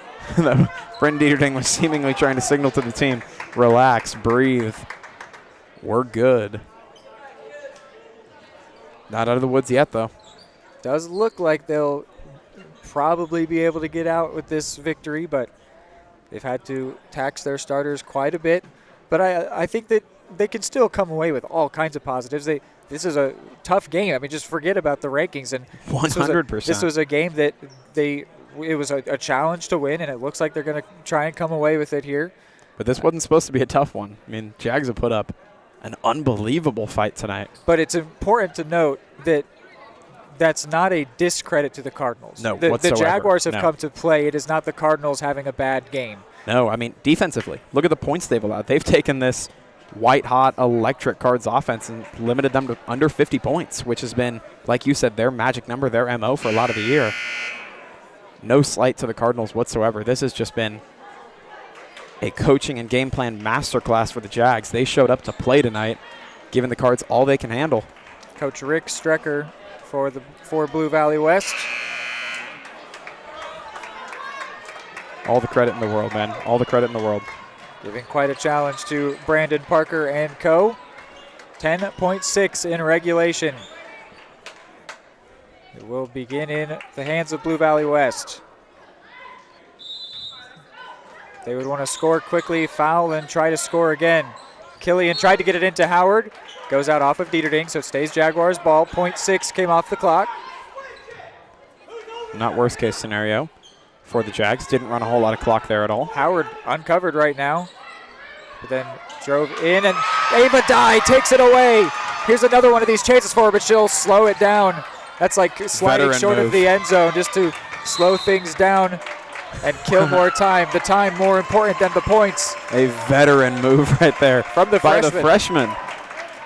I mean, how easy would it be to just go for the points, right? Instead chooses to slow it down and essentially put this game on ice. A dagger there by not scoring. How about that? Right. And Dieterding sent to the line. They did put .6 back up, so don't know how much that will necessarily mean, but Dieterding up to 13 and then 14 points. Killian will put up one last shot, but the Jaguars put up an amazing effort here. The 8 seed coming in and showing that they are here to play, and I hope that we give them best wishes for the rest of this tournament. I hope that they have a very good showing, as they absolutely did here, but the Cardinals had to fight for it, had to work for it a lot harder than they would have expected. Do come out with the victory here, which means that they will be playing tomorrow at 6 o'clock. Get the matchup here. They will be playing the winner of Tonganoxie and Holton, the 4 and 5. And we'll get to go across to the Chieftain Arena, the main gym, tomorrow at 6 for that one. So a Cardinals victory here. When we're back, it's the post-game show, and then we will transition to pre-game show here on this doubleheader action at the Tonganoxie Invitational Tournament.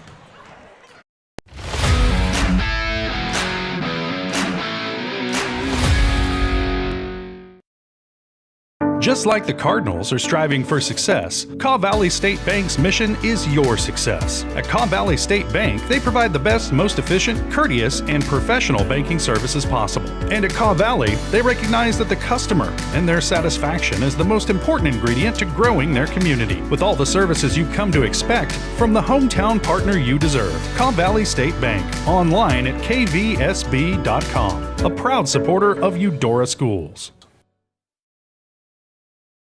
High-quality foods, friendly service, great prices, and a connection to the community that is unsurpassed. That's Jean's Heartland Foods in Eudora. Family-owned, Jean's Heartland Foods offers a convenient one-stop shop, delivering the everyday essentials you need to specialty items from around the world. Jean's friendly staff is here to help you find exactly what you're looking for. You have options when it comes to feeding your family. Choose to support local. Choose Jean's Heartland Foods, 1402 Church Street in Eudora, or online at heartlandfoodstores.com. The MVPs of BBQ. That's Barbed Wire Barbecue in Eudora. Family owned and operated, Barbed Wire Barbecue delivers great food and small town hospitality at a valued price. High quality hickory smoked meats, house seasonings, and time tested recipes put Barbed Wire Barbecue a cut above the rest. Kick off your weekend with their delicious brunch on Saturdays and Sundays and enjoy game day your way with Barbed Wire Game Day Packs. Visit them at 601 East 10th in Eudora or see their full lineup of flavors at barbedwirebarbecue.com. Eudora Parks and Recreation is committed to creating community through parks, people, and programs. Their goal is to provide recreational opportunities for the community of Eudora that will enhance and promote a healthy lifestyle for all ages. The Eudora Parks and Recreation Department gives Eudora residents and others from surrounding communities the opportunity for family-oriented activities. Visit their website at eudoraparksandrec.org to view their youth and adult programs, leagues, memberships, facilities, activity guides, and more, and follow them on all social media at Eudora Parks and Rec. Are you looking for a trusted partner in pet care? Look no further than Eudora Animal Hospital, proudly serving Eudora and the surrounding area since 1975. Eudora Animal Hospital offers a wide range of services, including wellness exams, surgeries, routine vaccinations, and emergency care. I just want to thank everybody in the community for trusting us with the care of their animals, and go Dogs! Schedule an appointment by calling 785-542-3265 or visit eudoravet.com.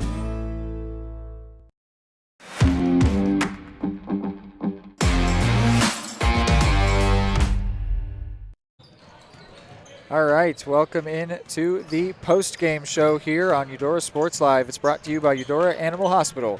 We've been serving pets in Eudora and the surrounding area since 1975 and are proud supporters of Eudora Cardinal Athletics. So 46-39, much more of a nail-biter than the Cardinals would have liked it to be. But in the end, they did play really well. They did not have anything going wrong. I mentioned that this was this was the Jaguars, Blue Valley West coming to play. This was nothing wrong with the Cardinals' performance, because you could look at the 1 seed struggling against the 8 and think maybe they didn't come to play. Absolutely not. They respected the Jaguars. They played them hard, and it was just a really good game of basketball. But the Cardinals do come out on top, which means they are 7-0, and they advance tomorrow to play the winner of 4v5. We will be there. Hopefully you will be with us for that one. Hayden, what are your thoughts on the way that the game went, how it ended, and anything else you want to talk about?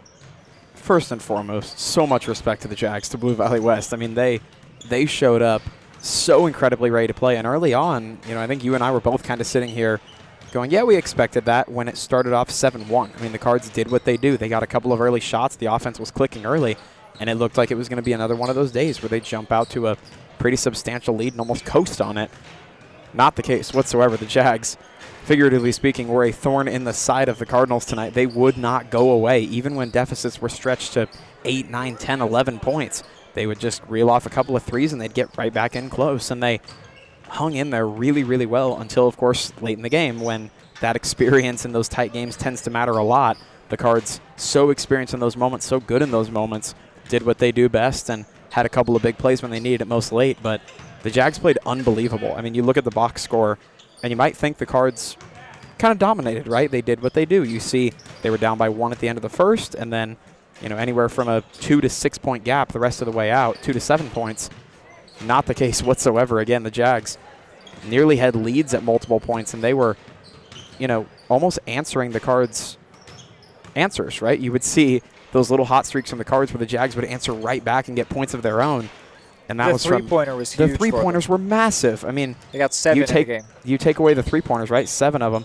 That's 21 points off the board, I believe. I mean, you're looking at an entirely different game if they don't go on those little runs. That was the majority of their points on the night. And the Cards do what we expected them to do. They come on out with a win, but just a phenomenal effort from Blue Valley West. They showed up to play, and they've certainly earned you and I's respect the rest of the way out this weekend. Let's give some scoring tallies here before we get into what I feel is a pretty easy Barbed Wire Barbecue Smoking player of the game. First, we will go through for Blue Valley West. Sydney Oots put up 7. Hannah Noonan with 3. Natalie Killian with 6. Liv Gutierrez with 3. Addie Davis with 2. And Suyin Howard with an impressive 18 points. For the Cardinals, Keltner put up 4. Bryn Dieterding with 14. Izzy Brunkow with 4. Ava Dye with 16. Miranda Kuntz with 3. Brady Miller with 3. And Ali Rychek with 2. And we'll do the live read first for the Who's Smoking player of the game from Barbed Wire Barbecue, because you can enjoy the best barbecue in Douglas County at Barbed Wire Barbecue. For menu options, carry out, online orders, and more, visit their website, barbecue.com. And I think that the last play, you called it a veteran move from the freshman, absolutely sealed it, but the 16 points and the defensive efforts all over the place didn't do a bad job in winning that Who's Smoking player of the game for Ava Dye. The 5'7" freshman was all over the place, was scoring a ton. Oddly enough, doesn't come away leading the game in points, with Suyin Howard putting up an amazing 18. A monstrous game. But did lead the team with her 16 and led the team in more ways than just that. She was helping them up and down the court, was leading the transitions, made some great plays, and ended up sealing the win by not scoring at the end, slowing things down and eating a crucial, I think it was the last 4 or 5 seconds off the clock by opting to not take the fast break layup. Could have scored and left about 5 on the board. Instead, runs it down to 0.6, I believe, and ends it. Yeah, so Ava Dye, without a doubt, our player of the game today. So I think that will wrap up our post-game show as the Lady Cards move up to 7-0. They will be next in action tomorrow at 6 o'clock. We will be there on the broadcast. So when we're back, it'll be the pregame show for boys basketball as they take on the Metro Academy Mavericks.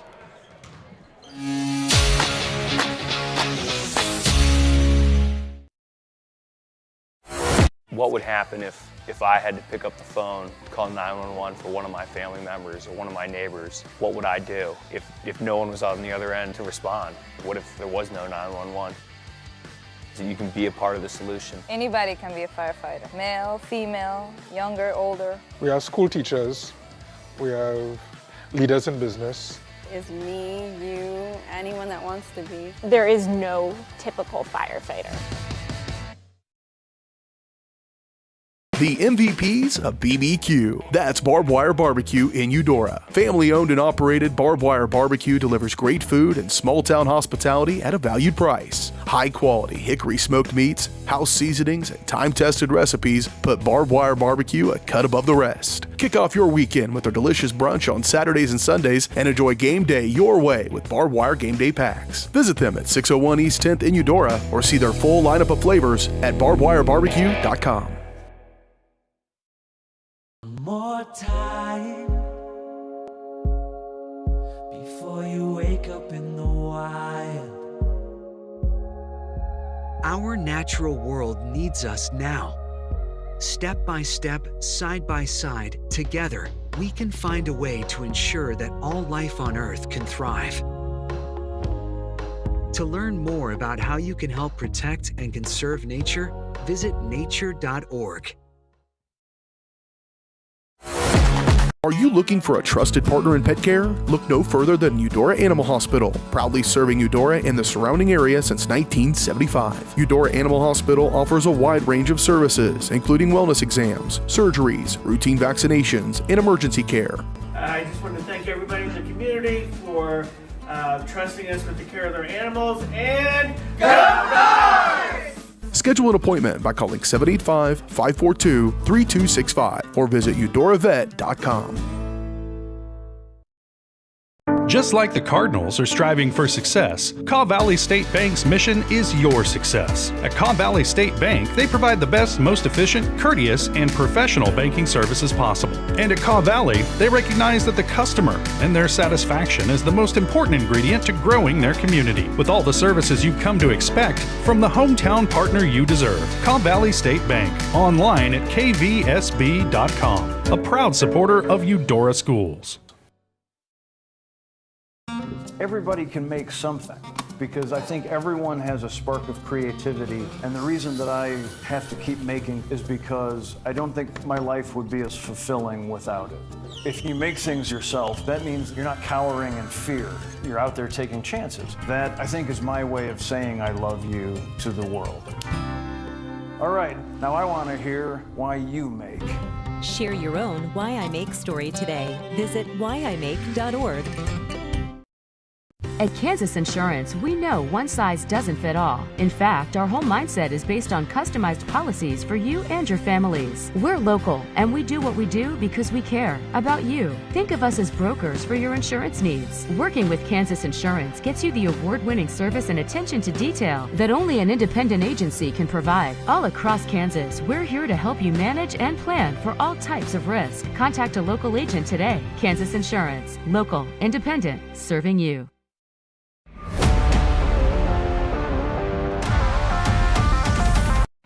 Eudora Parks and Recreation is high quality foods, friendly service, great prices, and a connection to the community that is unsurpassed. That's Jean's Heartland Foods in Eudora.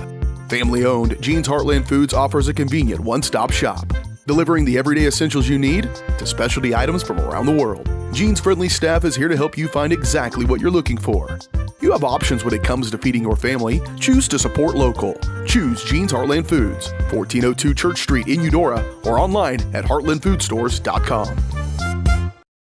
At Kansas Insurance, we know one size doesn't fit all. In fact, our whole mindset is based on customized policies for you and your families. We're local, and we do what we do because we care about you. Think of us as brokers for your insurance needs. Working with Kansas Insurance gets you the award-winning service and attention to detail that only an independent agency can provide. All across Kansas, we're here to help you manage and plan for all types of risk. Contact a local agent today. Kansas Insurance. Local, independent, serving you.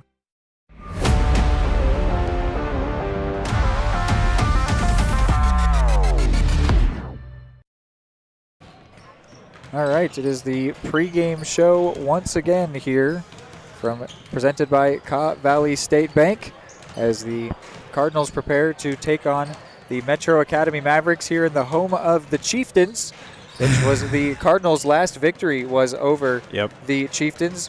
They have lost their last two coming into this one. Metro Academy have also lost their most recent game. They come in as the 4 seed with a staggering 12-6 record, compared to the Cardinals come in as the 5 seed, sitting 2-4 it will be a tough matchup, one where they are not favored both in seed and in record, and also in history. You might remember just last season, this was the first round matchup for the boys bracket as well, just as it is here, but that time it was the 3 versus 6, and the Cardinals were the favored seed as they were the 3 seed taking on 6-seeded Metro Academy, which it was a bit of a surprising lower rank for them. It was sort of because they were a bit of an unknown, a wild card in that tournament. It ended 62-58 in favor of the Mavericks. I seem to recall a lot of three-pointers in that one for the Mavericks, so that will be something that the Cardinals will have their eye on. You saw that mentioned to me that in the break that the Mavericks have had a very high-scoring season. I would expect that is just a matter of more of those three-pointers, so the Cardinals will have to be wary of that. But yeah, last year in this tournament, Cardinals came in as the 3 seed. They were sitting with a 5-3 record. They lost against the Mavericks, but then won their final 2 games to end the tournament as the 5th-placed team. And now they come in ranked as the 5th-placed team. See if they can outdo their ranking. They would have to force an upset here in the first round. What's your pregame analysis here, Hayden? Yeah, I think, especially playing against a team like the Mavericks that you and I both think are pretty prolific at shooting three-pointers and scoring a lot of points, I think I almost feel like our Cardinals need to take a similar approach to the approach that was taken by the Jags against the Lady Cardinals in that previous game. I think slowing things down a little bit and playing tough defense is going to go to their favor. I think they're going to try to do all they can early on. The Cards are to slow things down a little bit, kind of control the pace, because they have scored points this year. We know they can, but it doesn't seem like the favorable strategy coming into today to just try to go blow for blow with this Mavs team. It might be a little bit more in their favor to try to play that defense game, try to wind the clock down a little bit and take those points when they can get them. But I think this is going to be a really, really fun matchup. It has been, as you said, a couple of games since the Cards did win. It's actually been over a calendar month since the Cards have won a game. Of course, a blizzard. Certainly over-exaggerated. Yes, a blizzard plays into that a lot. They took a 2-week stretch where they didn't play a single game. There was the standard Christmas break and then the unscheduled Christmas break. Yes. Yeah, so it's a little disingenuous maybe to say, to make it sound like they're just completely rusty. But it has been quite a while since this team won a game, and that's got to play into the mental just a little bit, right? Even if you haven't necessarily played games, that's got to weigh on the players' heads just a little bit to know it's been quite a while since they've come out victorious in a match. But I think we're gearing up for a really, really good one today. I think it's going to be a lot of scoring. We're going to see ebbs and flows of scoring runs and a lot of defense, I'd expect, and a lot of specific players probably going to make the difference in this one, Reed. And the Cardinals have represented themselves really well when playing teams where they are not favored. Bonner Springs has been the toughest opponent they've lost to twice. They played really well against Atchison, but especially so against Spring Hill. That was a heartbreaker. You might remember the simulcast, a last-second 3 to tie it, to send it to overtime for the Broncos, where they then would manage to pull away and actually get an 11-point victory. But it was a game that they were 3 seconds away from losing. So it has been a tough season for the Cardinals, but they've done really well in these games where they weren't favored. Whether or not they've come out victorious so far, they absolutely could have. They come to play. And just as we mentioned with the Jaguars, you get more used to the style of play that you're doing. I think that the Cardinals can grow into this strategy. First year with Coach Cleveland, get more comfortable with it, get more knowledgeable of where players are, how they're positioning themselves, what's the best play going forward, and that today could certainly be a chance for an upset. And when you look at 4v5, in theory, that's only a small upset, but looking at the records, 2-4 versus 12-6 as a team with a lot more experience just this season, and they are a high-scoring team, so it is going to be a tough matchup for the Cardinals, and a win would certainly be an upset, and so that's what we will be cheering for here today. Just as we were only a little bit ago, couldn't help ourselves but root a little bit for the underdog of the Jaguars. We both had a tinge of that going on for sure. Now we can do it while cheering for the Cardinals as they come in as the lower-ranked seed here for this matchup. And if they are to win, let's get a look here at the bracket. They would take a look who they'd play next. They will, no matter what, they will play at 3 o'clock tomorrow. If they win, they will play in the Chieftain Arena, so the other gym, against the winner of Bonner Springs v. Midland Adventist. That's 1v8. If they lose, they would play here again in the auxiliary gym versus the loser of 1v8. With a couple minutes before tip-off here, we will go to a break, but keep it here on the pregame show.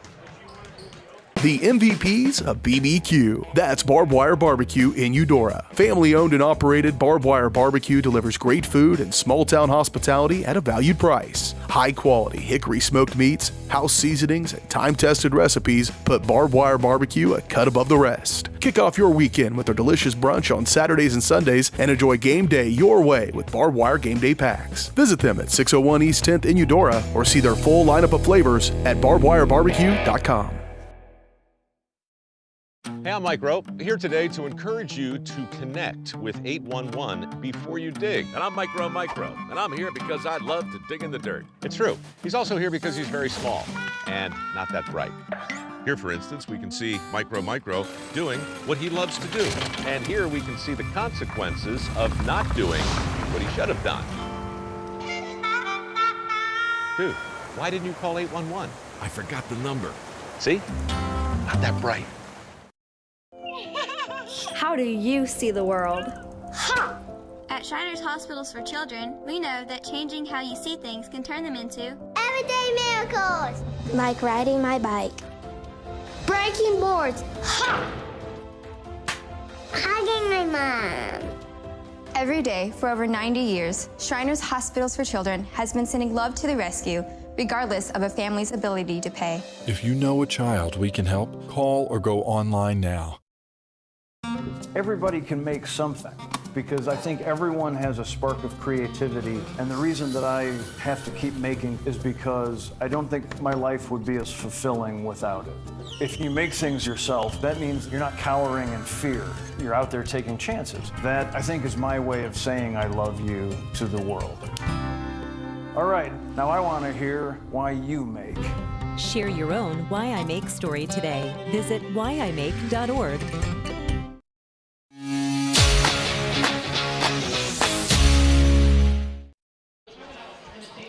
All right, welcome back in here. We're about to get starting lineups here for this first round matchup from the 67th edition of the Tonganoxie Invitational.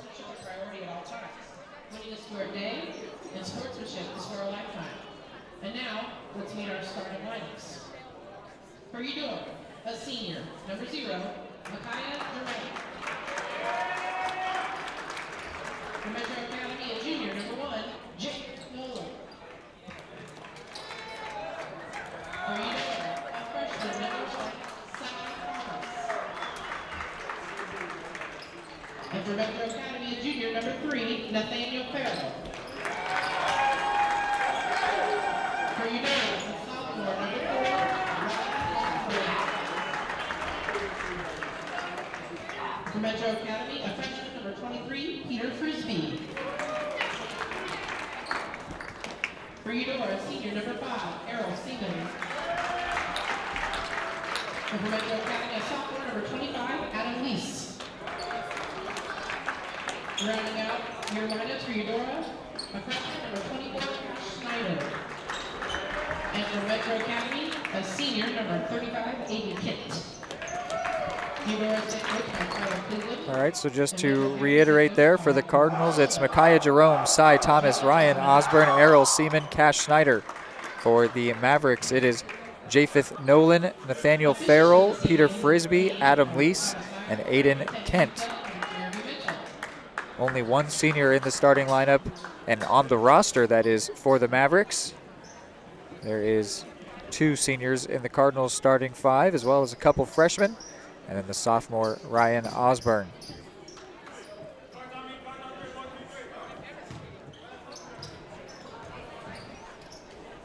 Cardinals looking to avenge their loss from last year. Metro Academy looking to, so in theory, beat an inferior opponent, move on to the next round of this tournament. We saw earlier in this broadcast, that's far from a guarantee. Osborne will compete and win the tip-off, almost put it out back beside the baseline. So here's Micaiah Jerome, hands it off to Thomas. Thomas spins, shoots early here, and unlucky bounce there, doesn't score. Cards looking for a quick start. This Metro Academy team really experienced. Wide open there, no one in the area of Nathaniel Farrell, the junior, gets the first points of this game. I think as experienced as the Mavericks are, I think this is going to be a really important one for the Cards to not fall behind in early. I think hanging tight early on and not letting the Mavs get too comfortable is going to be big. Here's Cash Schneider in for Osborne. He wants to score here, and he will. Oh. So we are tied just like that. I'm not even sure Osborne looked. That shot looked like it was back shoulder, almost off of pure feel for the basket. They call that instinct. He's got it. For Farrell against Thomas. Had an opportunity at a 3. Frisbee. Unlucky bounce there. And then a foul called in favor of the Cardinals. Cards bench doing a good job to keep the energy high early on, voicing their approval there.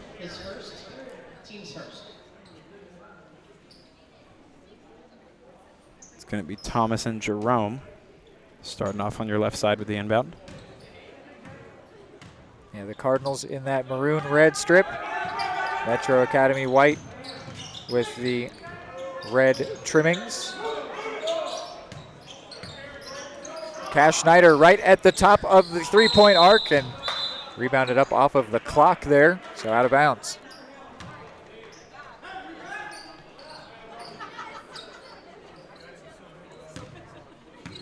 Nathaniel Farrell was on the 2024 All-Tournament team here. Oh, really sneaky. Went last off of Jerome. He gave up on trying to keep it in.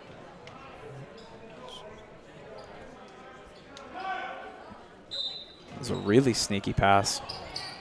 For Japheth Nolan, now Lease. Now the only senior, Aiden Kent. Farrell drives, goes across the basket, lays it off to Kent. Kent scores! This one was fairly slow paced. Metro Academy trying to take the top off of this thing a little bit, open it up. But the Cards defense doing a good job of playing tight, making things difficult. Osborne, wow, not sure how that one didn't go in. They will save the possession. Here's Jerome. Thomas pulls up with that 3 from long range and gets it. So a 3 apiece, and it is 5 apiece now.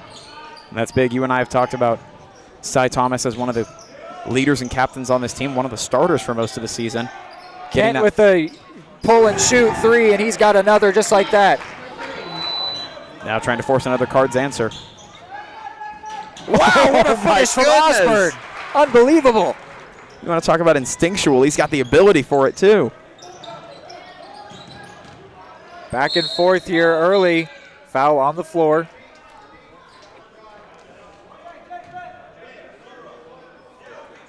It's a foul on Jerome.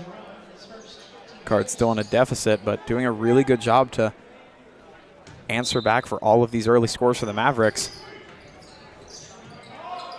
Lease finds Kent. Kent thought about another 3-point. Seaman got a hand in on it. Was the last to touch it, so Mavs ball. 6'4" stands the senior Aiden Kent. Not the only 6'4" player, even in the starting lineup, though. Adam Lease, who has it now, also standing 6'4". And a foul away from the ball. And yes, Ryan Osborne for the Cards is close to that mark. Yeah, Osborne at 6'6", actually. 6'6". At least that's what he's listed as. Caden Dunback comes in on the roster in place of Christian Jarrett. Comes into the game in place of Micaiah Jerome.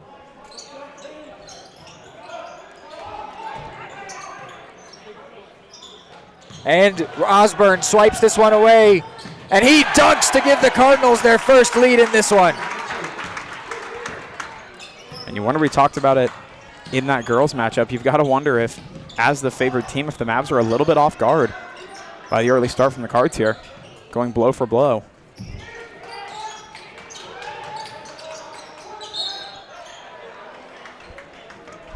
Loose ball foul there on Cash Schneider. Now coming in, Zach Newkirk. First minutes in place of Peter Frisbee, another 6'4" player. Frisbee only a freshman. Here's Kent. No, rather, that was Lease.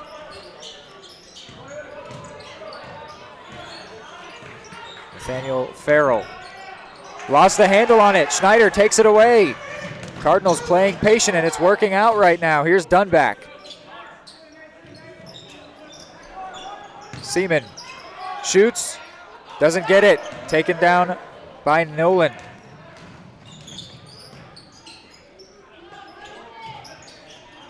Lease against Osborne. Two really tall players going up to the basket together, and a shooting foul will be called against Osborne. Osborne not a fan of that one, I think. I think that's a reasonable call, but both players definitely being pretty physical with each other. Two players with that large of a frame, you tend to see that. Lease ties the game.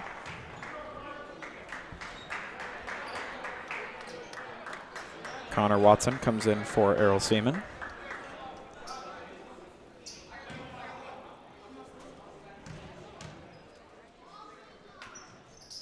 And gives the lead back to the Mavs.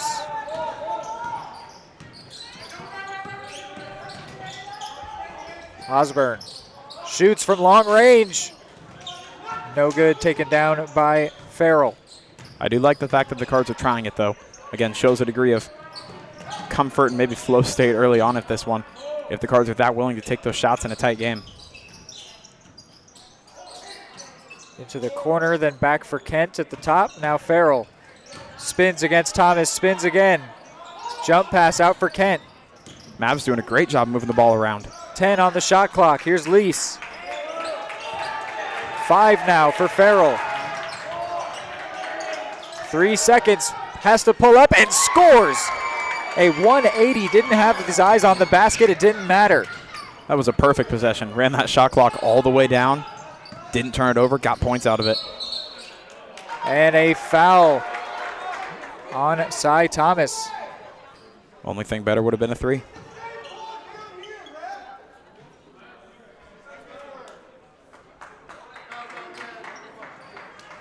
It's a 4th foul against the Cardinals. Rather the 5th. Wow, Mavericks already in the bonus.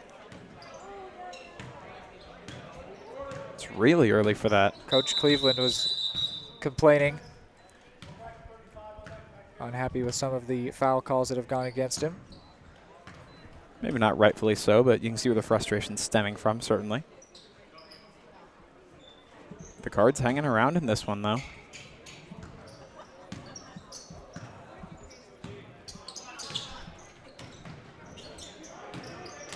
Farrell goes up for it, doesn't get it. Thomas brings it down.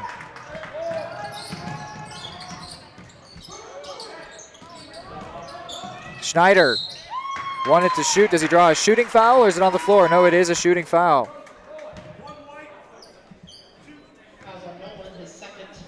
Foul called against Nolan. Both fouls against the Mavericks have come against Nolan. So the freshman to the line. Now coming in for the first time, Jackson Smith takes the place of Osborne.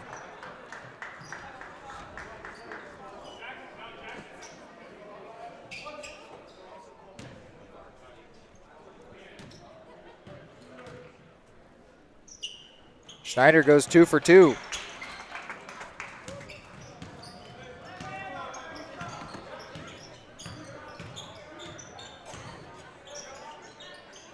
Pulling up here is Newkirk, and Newkirk gets it.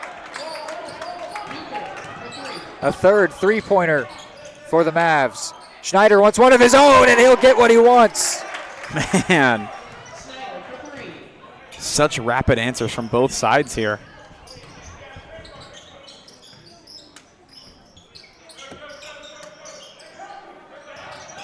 Kent for Newkirk. And is that a foul on Dunback? It is. So that'll send him to the line.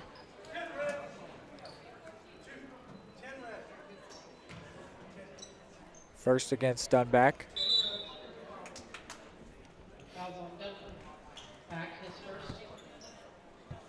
Officials talking something over here for the free throws. Whatever it is sorted now. So So it will be 2 shots for Zach Newkirk, the sophomore.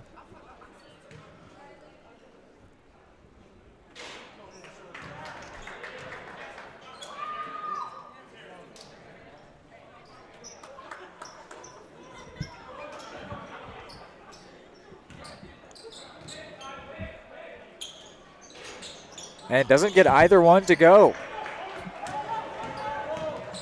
That's big for the Cards. Absolutely. Watson. Now Thomas. Thomas, step back shot. No good. Really like the setup on that one, though. Didn't rush it. Didn't try to take anything before it was there. Waited for the lane to open up. Just didn't quite execute on it. It's the kind of thing that against a really experienced team could come back a little bit later. Thomas going to try to make up for it. With the breakaway for Schneider. Could he get another? No good. Dunback rebounds quickly.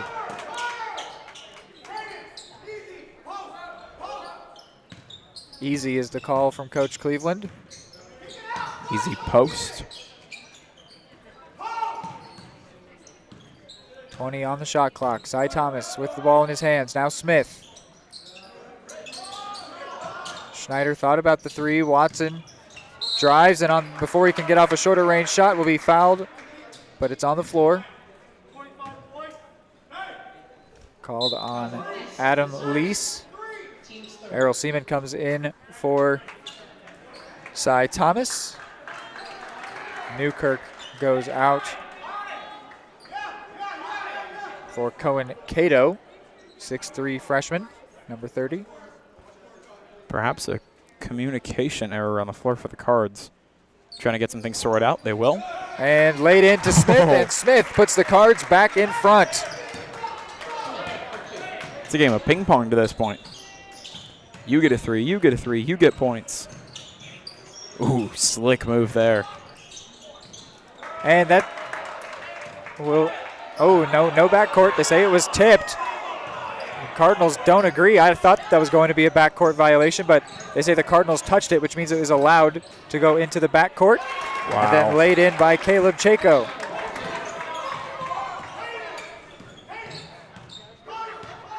Shot clock is off now. Done back for Errol Seaman. Errol Seaman had Mavericks draped all over him right there, using that large frame, as we've said, to sometimes draw fouls with his physicality. 10 to go in the quarter. Cardinals looking to try and end with the lead. Watson will drive and draw a foul. So he will go to the free throw line. Osborne was going to come in, but will now be told to just sit back on the bench with only 2 seconds left.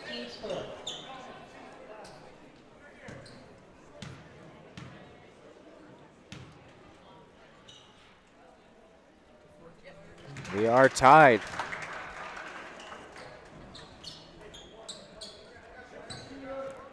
Here comes the opportunity to take the lead away as we end the first.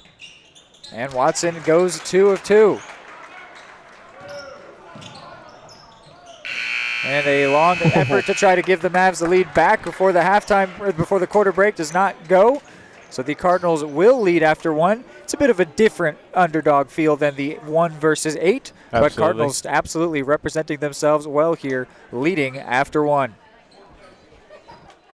At Kansas Insurance, we know one size doesn't fit all. In fact, our whole mindset is based on customized policies for you and your families. We're local, and we do what we do because we care about you. Think of us as brokers for your insurance needs. Working with Kansas Insurance gets you the award-winning service and attention to detail that only an independent agency can provide. All across Kansas, we're here to help you manage and plan for all types of risk. Contact a local agent today. Kansas Insurance. Local, independent, serving you. The MVPs of BBQ. That's Barbed Wire Barbecue in Eudora. Family owned and operated, Barbed Wire Barbecue delivers great food and small town hospitality at a valued price. High quality hickory smoked meats, house seasonings, and time tested recipes put Barbed Wire Barbecue a cut above the rest. Kick off your weekend with their delicious brunch on Saturdays and Sundays and enjoy game day your way with Barbed Wire Game Day Packs. Visit them at 601 East 10th in Eudora or see their full lineup of flavors at barbedwirebarbecue.com.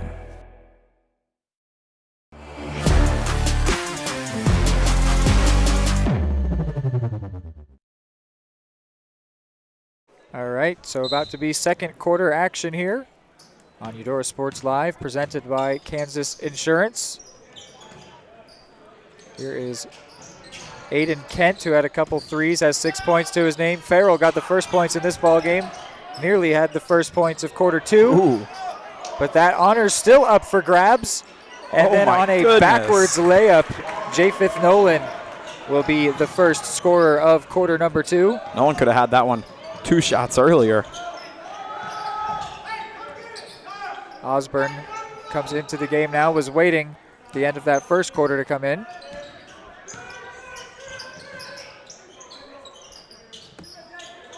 Osborne's pass is nearly close up to the rim to be considered a shot. Thomas shoots from the corner. Seaman goes high to try and get that one, and it will be a Cardinals basketball on the inbound. The senior with a fearless attempt at grabbing the rebound. That's one way to put it.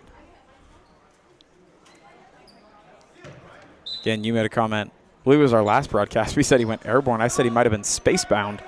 Errol Seaman, no fear whatsoever to go up for opportunities like that. Slowing things down a little bit now. Shot clock is on. Schneider in space. They left him open, and you cannot leave Cash open. He's got the splash. And Cash has been money today when he gets rolling. Easily one of the best shooters on this entire team, maybe the best when he's on.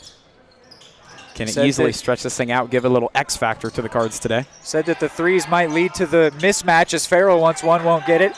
It is 3 apiece for the 3-point shot. Cardinals looking for another, and they'll get it. Cy Thomas.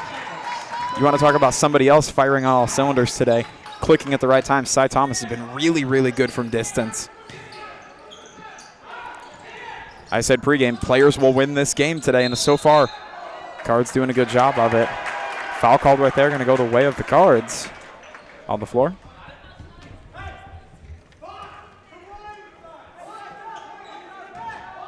So Cy Thomas talking with Coach Cleveland, getting the call.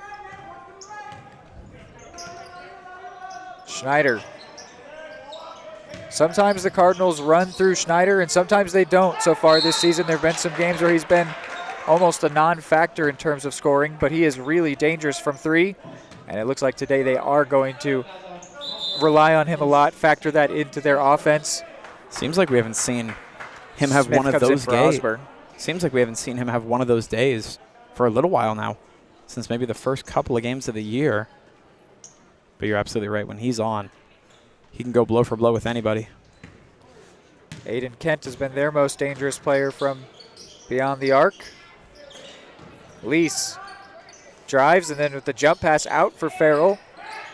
Now Frisbee with the shorter range shot off the front of the rim, still loose, and Jackson Smith able to rebound and then find Seaman. Thomas couldn't get over the head of Aiden Kent, so now Frisbee with the breakaway and doesn't get it. Great defensive effort by Cash Schneider to keep Frisbee uncomfortable. It was a phenomenal effort. Schneider wants another 3 off the front of the rim. Seaman with a great rebound. No. They say he committed a foul in order to rebound that one. Cards side certainly not a fan of that one. First foul against him, second against the Cards.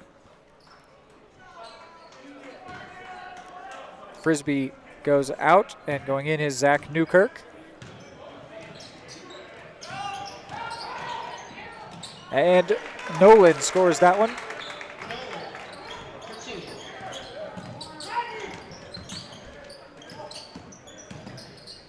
Schneider spins, found himself some space, and yeah, a clear foul there from Kent will send Schneider to the line. And of all the guys today who I'd want to send to the line for the Cards, Cash Schneider would certainly not be my first choice. He's been so good today. 2 for 2 from the line so far as well. A perfect third.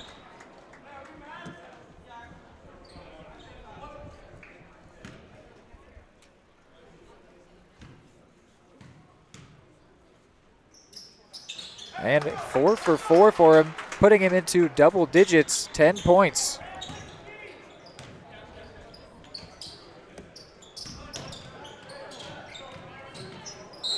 Cardinals.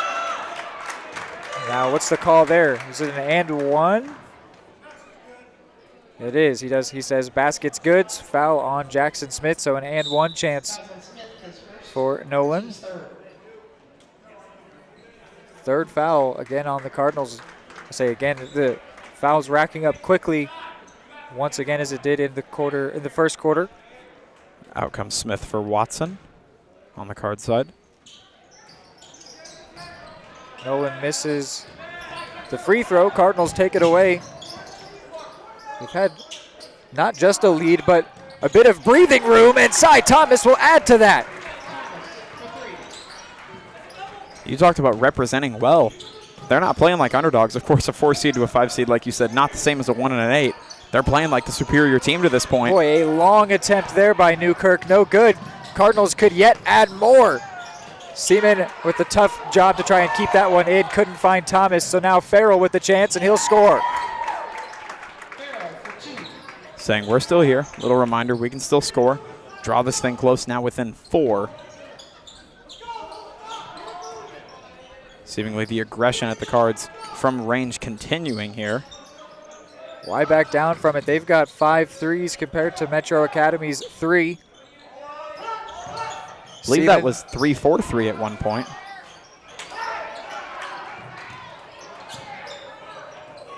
Seaman hitting the ground there, back to his feet fast.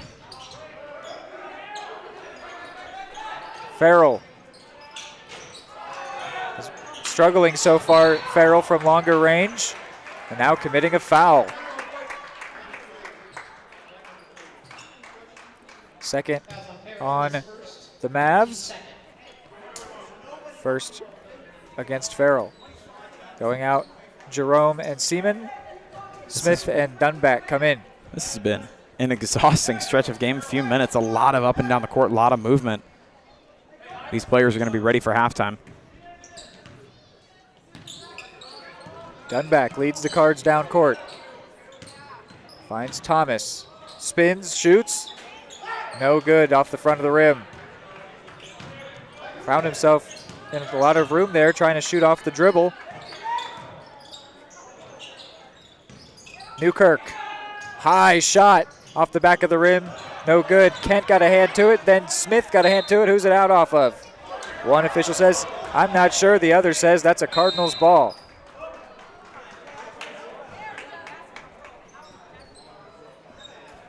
And then a timeout will be taken here. So we will go ahead and go to a quick break as well.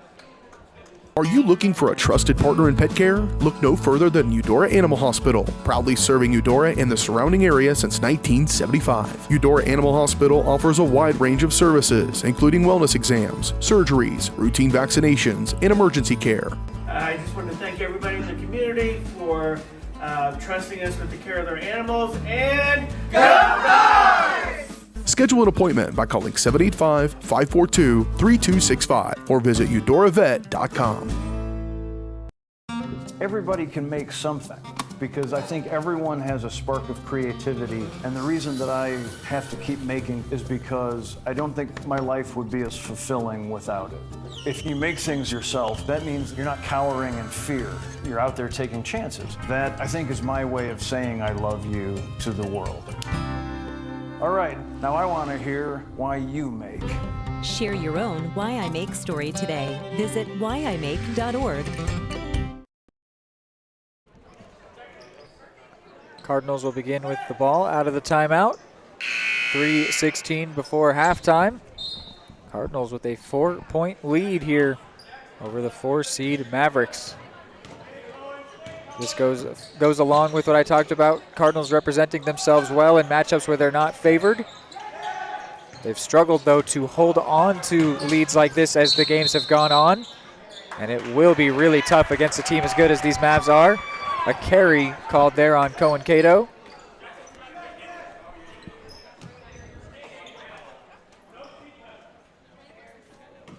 Here is Caden Dunback. Now Schneider. Looked like he dribbled off his thigh there. Turning it over. And I think against a team as experienced, you've got to imagine they've been in these situations a lot, the Mavs have. Those mistakes could prove really costly for the Cards the deeper into this thing we get. Frisbee for Chaco, and he's got it. He's up to 5 points. Just like that, Mavericks are within 1.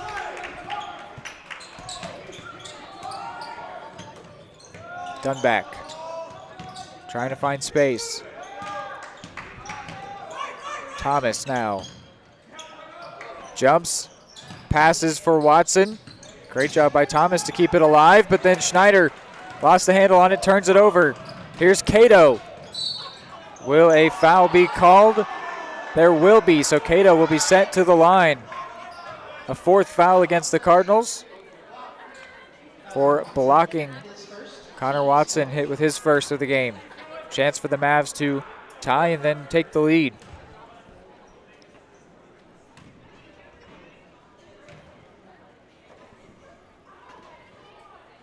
And they will not have a chance to take the lead here from the line.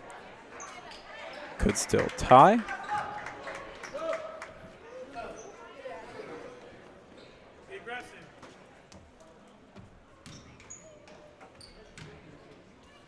Here goes shot number 2. No good for Cato, so the Cardinals keep the lead. They get the rebound as well. Cage Crable waiting to come into this one. Really feels like the Cards are in need of some magic here. Need some points on the board. Osborne wanted that 3 off the front of the rim. Smith with a great rebound. Thomas out for Watson. Back into the corner. Mavs doing a good job making the Cardinals uncomfortable, forcing shots from angles they really don't want to take. Watson. The team did really well to get him open. He drove, shot, couldn't score, goes to the ground. Now Smith has it, and he puts it up just a little bit short, grabs the rebound again, off the inside of the glass.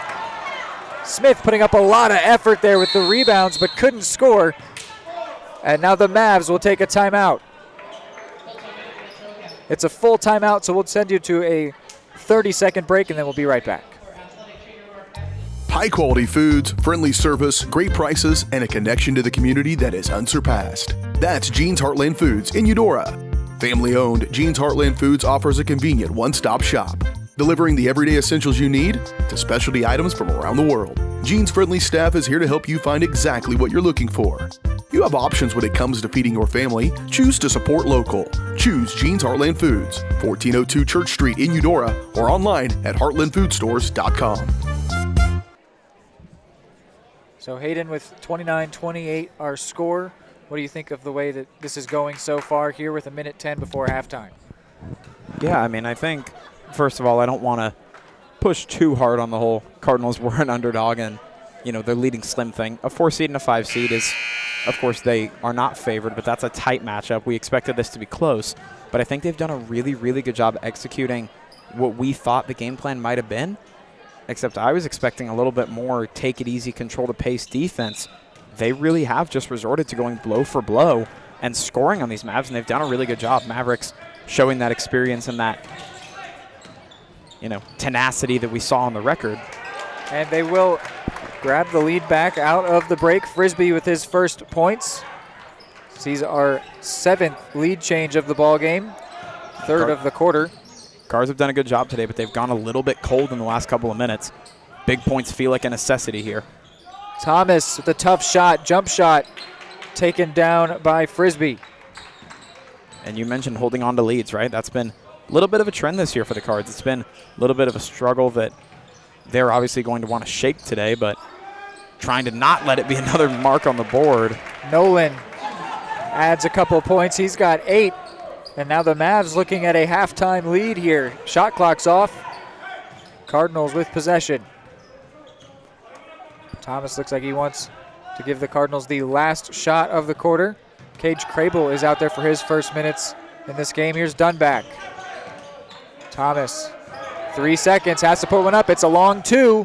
Off the back of the glass, no good. Crable couldn't get it up in time. So after leading through 1, the Cardinals will trail at halftime, only by 3, though, keeping it close here in this one. There have been 7 lead changes. The Cardinals with 5 three-pointers compared to the Mavericks 4, but they are behind by a crucial 3 points here. But matchup between the 4 and the 5, the Tonganoxie Invitational Tournament. Halftime shows next. High-quality foods, friendly service, great prices, and a connection to the community that is unsurpassed. That's Jean's Heartland Foods in Eudora. Family-owned, Jean's Heartland Foods offers a convenient one-stop shop, delivering the everyday essentials you need to specialty items from around the world. Jean's friendly staff is here to help you find exactly what you're looking for.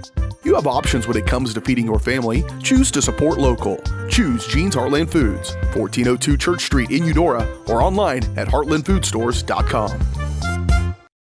What would happen if I had to pick up the phone, call 911 for one of my family members or one of my neighbors? What would I do if no one was on the other end to respond? What if there was no 911? So you can be a part of the solution. Anybody can be a firefighter. Male, female, younger, older. We have school teachers. We have leaders in business.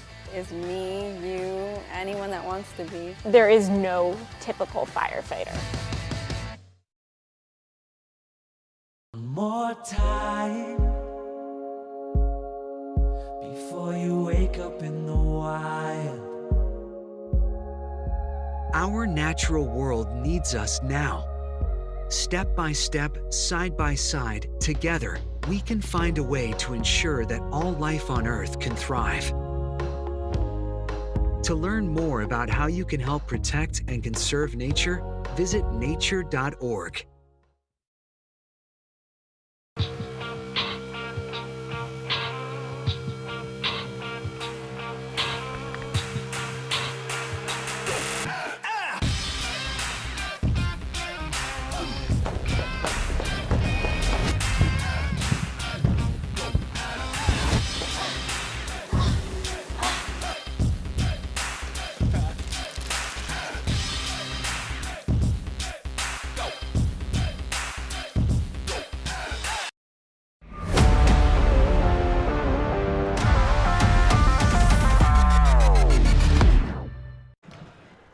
All right, welcome into the halftime show brought to you by Jean's Heartland Foods.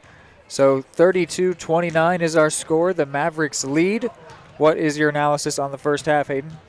Yeah, I mean, of course, we gave just a little bit during that extended timeout near the end, but I think the Cards are playing really, really well. I think they've given themselves a formula that they know works and given themselves, in turn, a fighting shot to win this game. But I think they've got to be careful because I think we've seen Metro Academy. You can see purely based on the number of games they played, clearly a very experienced roster.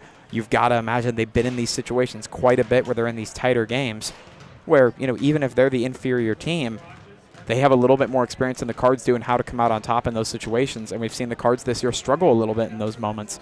So I think it's going to be an interesting test in this second half to see how the Cards hang around and how, the Mavericks approach that Cards team, whether they try to come out kind of guns a-blazing and put a lot of points on, or if they opt for that more conservative kind of defensive clock control strategy. But I think the Mavericks are playing really well as well. I mean, you're seeing truly trades back and forth on points, and then when it's defensive, it's really defensive. I mean, neither team is able to get a whole lot going. So I think it's a very evenly matched kind of heavyweight type bout to this point in the night. I'm really fascinated to see what the second half brings, but both teams playing really impressive. Cards have given themselves a pretty good shot here. I'll tell you, it does feel a little bit eerily similar to the games against Atchison and Spring Hill, where they were doing really well, and then as it got on, it wasn't even that the lead necessarily grew for the opponents. The lead just stayed with the other team, whether or not they were playing well, but sometimes the lead just held. Not translating it. Yeah, but this game's different. It's got 7 lead changes to it, but it feels like there could be a tipping point if the threes start hitting for the Mavericks. But if the Cardinals can keep those up by way of Schneider and Osborne, Jerome has yet to get one, but he's pulled up for a couple. Cy Thomas, if they could get those three-pointers to continue to have those three-pointers hit, that will be a great way to keep up with this team and even lead them as they have for a good chunk of this ball game. They certain points had a 6-point lead. So yeah, they are definitely representing themselves well, but they won't be concerned with representing themselves well as the underdog. They're here to win this game, and they have proven that they can. It's going to be about actually pulling that off here when we are back from the halftime break. We will go to some more commercials here from the Jeans Heartland Foods halftime show. Number one, obviously, is safety. We definitely call 811 to find out if there are any buried lines, fiber optic, whether it be telephone or pipeline or anything. Don't take a chance. Don't think you know and say, well, I don't remember anything being put in there. Call 811 and make sure that that's identified, that there isn't something there before you make that crossing. Because in the end, we want everybody going home. Prescription drug pricing points to corporate Freedom of the press is about your right to know. and Clark sheer athleticism. It's about your right to be informed. Today, there are real threats to press freedom Reaching residential areas. and your right to know about the world around us. We must protect our right to know, no matter what kind of news is important to you. Before it's too late, understand the threats. ProtectPressFreedom.org. The MVPs of BBQ. That's Barbed Wire Barbecue in Eudora. Family owned and operated, Barbed Wire Barbecue delivers great food and small town hospitality at a valued price. High quality hickory smoked meats, house seasonings, and time tested recipes put Barbed Wire Barbecue a cut above the rest. Kick off your weekend with our delicious brunch on Saturdays and Sundays and enjoy game day your way with Barbed Wire Game Day Packs. Visit them at 601 East 10th in Eudora or see their full lineup of flavors at barbedwirebarbecue.com. Are you looking for a trusted partner in pet care? Look no further than Eudora Animal Hospital, proudly serving Eudora and the surrounding area since 1975. Eudora Animal Hospital offers a wide range of services, including wellness exams, surgeries, routine vaccinations, and emergency care. I just want to thank everybody in the community for trusting us with the care of their animals, and go Dogs! Schedule an appointment by calling 785-542-3265 or visit eudoravet.com. At Kansas Insurance, we know one size doesn't fit all. In fact, our whole mindset is based on customized policies for you and your families. We're local, and we do what we do because we care about you. Think of us as brokers for your insurance needs. Working with Kansas Insurance gets you the award-winning service and attention to detail that only an independent agency can provide. All across Kansas, we're here to help you manage and plan for all types of risk. Contact a local agent today. Kansas Insurance. Local, independent, serving you. Just like the Cardinals are striving for success, Kaw Valley State Bank's mission is your success. At Kaw Valley State Bank, they provide the best, most efficient, courteous, and professional banking services possible. And at Kaw Valley, they recognize that the customer and their satisfaction is the most important ingredient to growing their community. With all the services you've come to expect from the hometown partner you deserve, Kaw Valley State Bank, online at kvsb.com, a proud supporter of Eudora Schools. Hey, I'm Mike Rowe, here today to encourage you to connect with 811 before you dig. And I'm Mike Rowe, and I'm here because I love to dig in the dirt. It's true. He's also here because he's very small and not that bright. Here, for instance, we can see Micro doing what he loves to do. And here we can see the consequences of not doing what he should have done. Dude, why didn't you call 811? I forgot the number. See? Not that bright.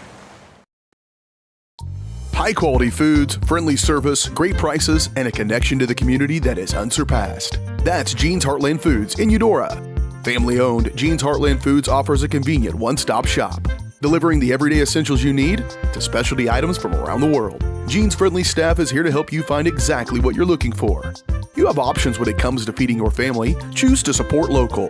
Choose Jeans Heartland Foods, 1402 Church Street in Eudora, or online at heartlandfoodstores.com.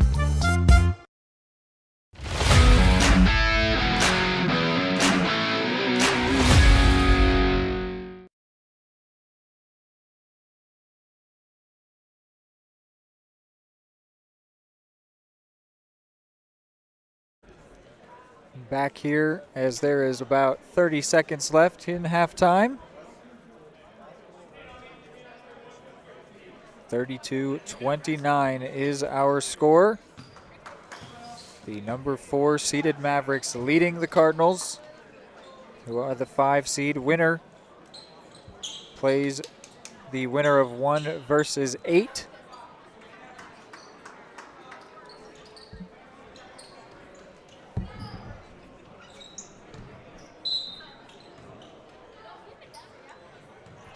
Thomas takes the inbound.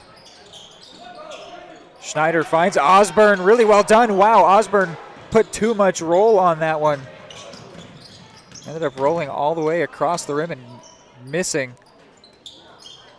And on the putback there by Nolan.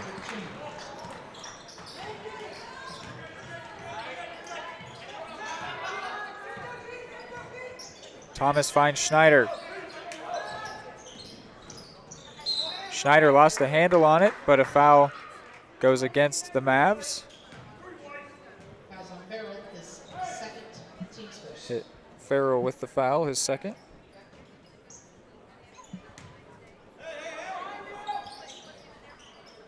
Thomas will find Jerome on the inbound.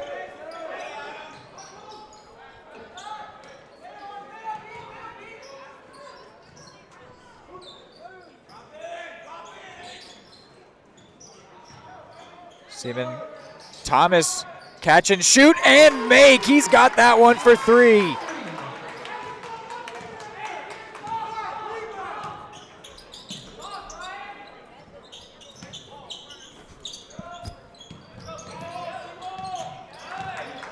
So the Cardinals with another three-pointer in this one. Cy Thomas up to 12 points.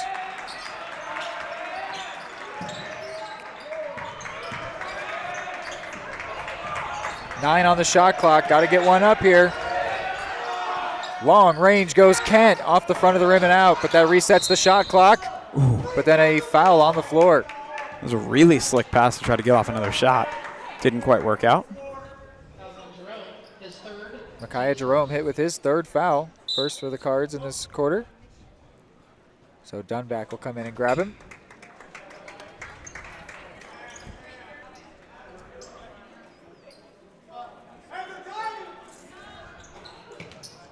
In for Nolan, now Lease.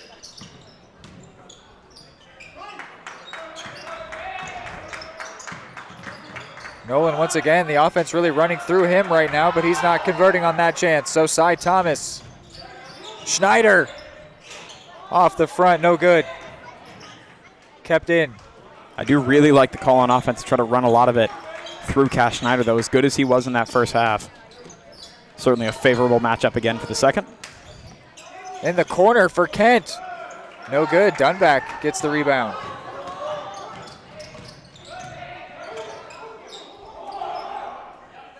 Corner for Osborne. Off the back of the rim and out. Maybe a little bit of a different trend from the first half to the second. Not as much scoring immediately here. And a carry there on Farrell.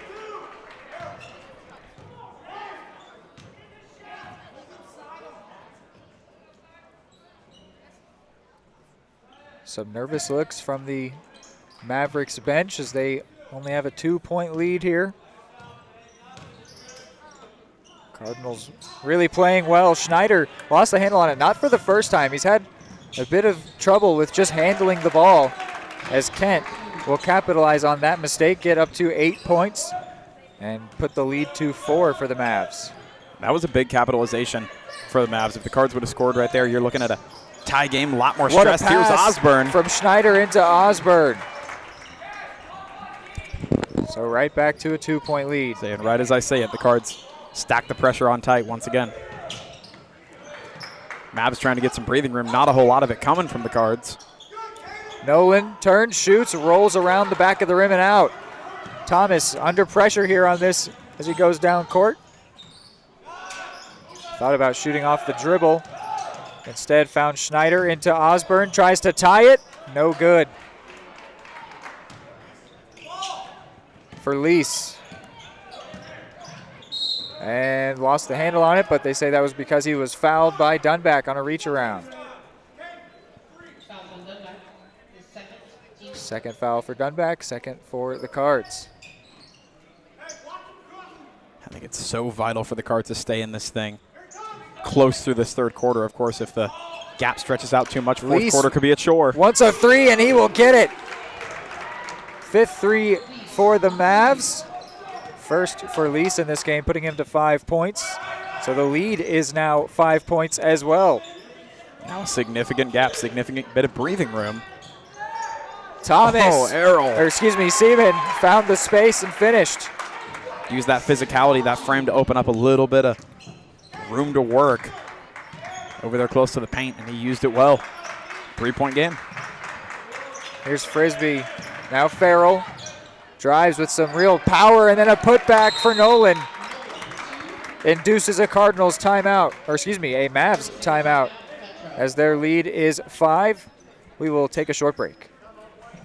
Just like the Cardinals are striving for success, Kaw Valley State Bank's mission is your success. At Kaw Valley State Bank, they provide the best, most efficient, courteous, and professional banking services possible. And at Kaw Valley, they recognize that the customer and their satisfaction is the most important ingredient to growing their community. With all the services you've come to expect from the hometown partner you deserve, Kaw Valley State Bank, online at kvsb.com, a proud supporter of Eudora Schools. Back from the timeout break here. Official just said to the bench, 22 white cannot come in. That's Sam Harris. I think that just means they can't make a sub straight out of the timeout. So Harris will wait by the scorer's table to enter into this one. It'll be a Cardinals inbound. Thomas and Dunback going right to left.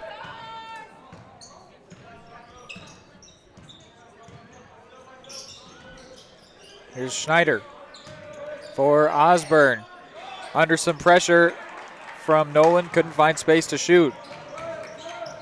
The 6'4" Nolan able to stave off the 6'6" Osborne. And Seaman able to win possession for the Cards.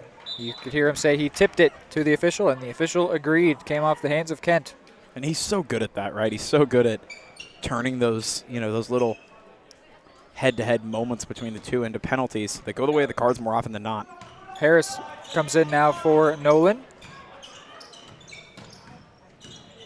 Schneider for Dunback. No look pass across to Thomas. Thomas jump pass out, no one there though, so that'll be a turnover.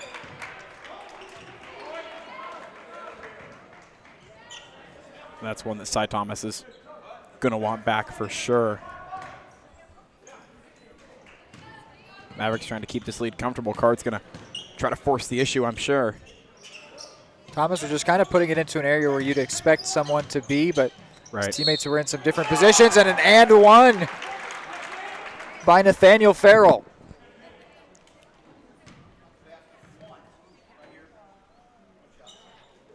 They hit Thomas with the foul.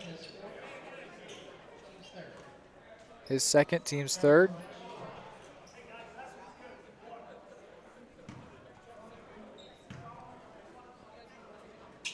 Farrell does turn it into an and one.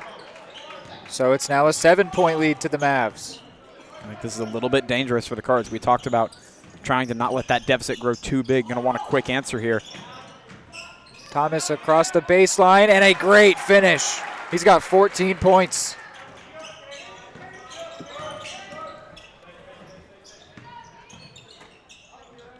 Really a standout kind of day for Cy Thomas along with Cash Schneider, but so far in the second half, Cy Thomas making his impact known and felt for sure. Here is Sam Harris. And it looks like Smith called for the foul. So that's a fourth foul against the Cardinals. Looks like Watson will come in for Schneider.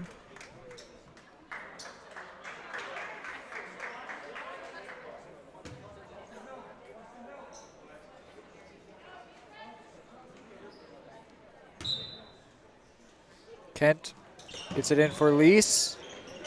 Harris, Farrell. Top of the free throw line. Chaco.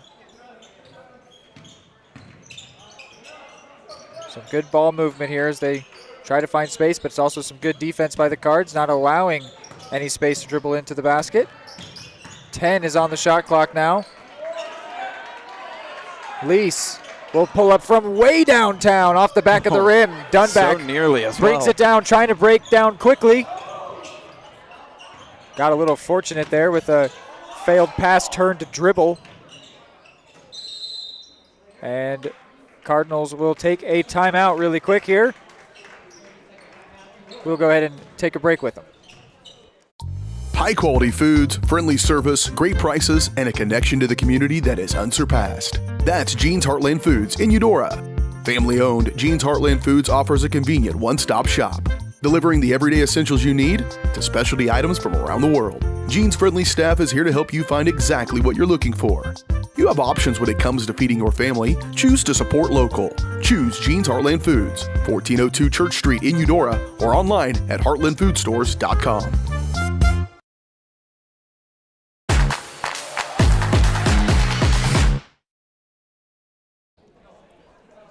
So 1:48 to go in the quarter. Cards trail by 6 here. Haven't had the lead in this third quarter.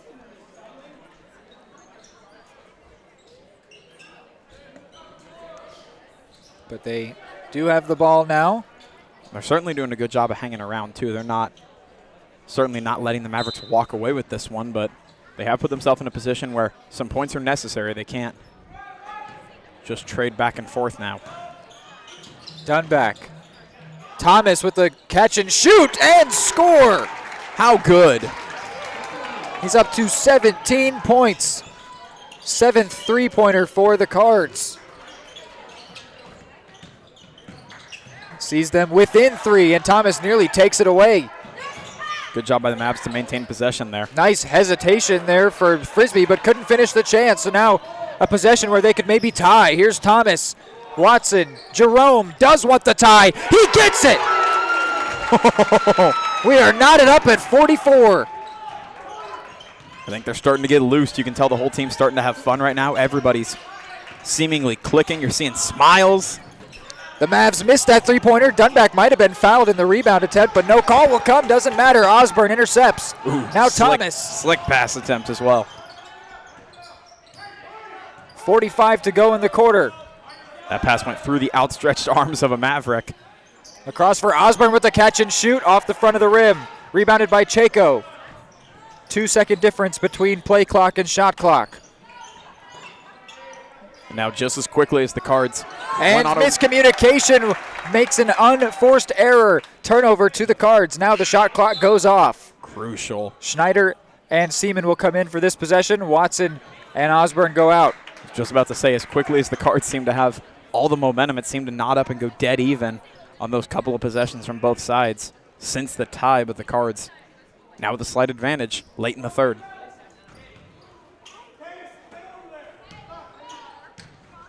Cardinals will want to go into the third quarter break with the lead. Especially after being down significantly a couple of minutes ago. Trying to give themselves the last shot at it. 10 to go in the quarter. Now 5. Will Thomas have to shoot himself? He will go for it, and he will score! So the Cardinals will take the lead into the fourth quarter. The 8th lead change of the game means the Cards lead for the first time in the third quarter right as it comes to an end. It's 46-44 Cards going to the fourth. All across the country, people are coming together to speed up what we can learn about health.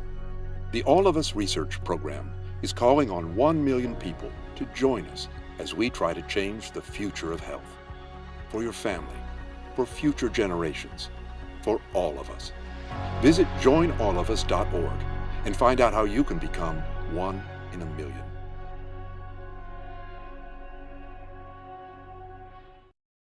The MVPs of BBQ. That's Barbed Wire Barbecue in Eudora. Family owned and operated, Barbed Wire Barbecue delivers great food and small town hospitality at a valued price. High quality hickory smoked meats, house seasonings, and time tested recipes put Barbed Wire Barbecue a cut above the rest. Kick off your weekend with their delicious brunch on Saturdays and Sundays and enjoy game day your way with Barbed Wire Game Day Packs. Visit them at 601 East 10th in Eudora or see their full lineup of flavors at barbedwirebarbecue.com.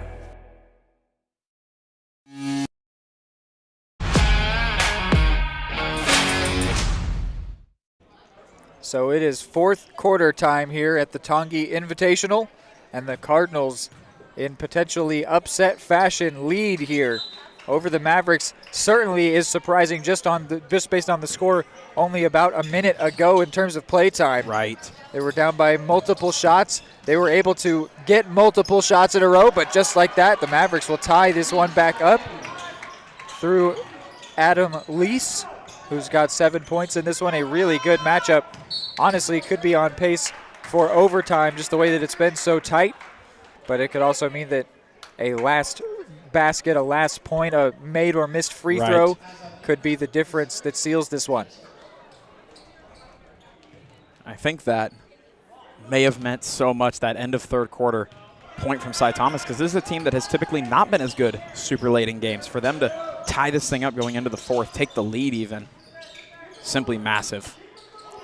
Errol Seaman under the basket. Will he draw a shooting foul from that position? He will. Really impressive from the senior. He's done that all season long, being able to draw fouls. Sometimes your effect is not just on the points. So the foul against Farrell. And the Cardinals regain the lead.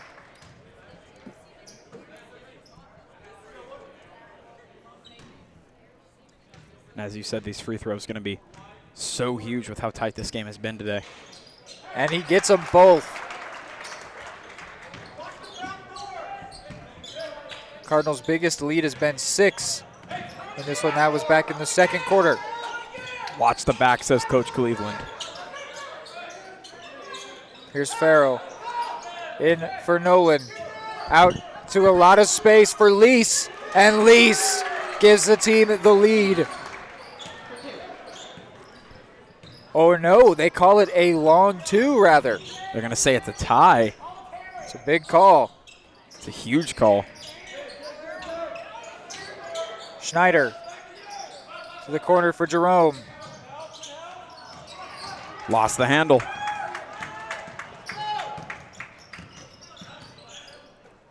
Now back-to-back good scoring opportunities for the Mavs after being down. And what they call the travel or the foul first. Looks like the foul. They do call the foul on Jerome. Wow. Certainly everybody up here in our section wanted to see that. Crucially, it's Travel also called Jerome's first. 4th foul. So I We'll think keep an eye on he'll that. be coming out pretty shortly. Yes, he does come out for Connor Watson. Official explaining to Coach Cleveland. He says, all right.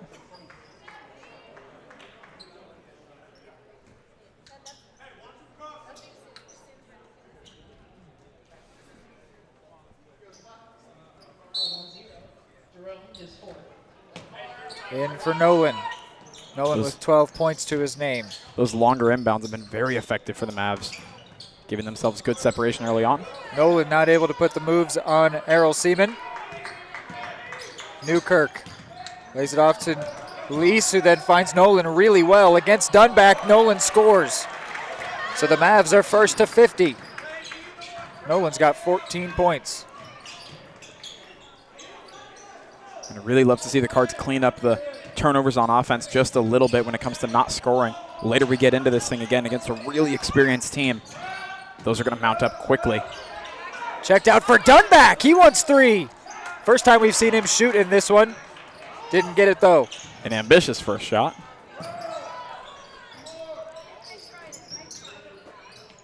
Corner for Kent. Off the front of the rim and over.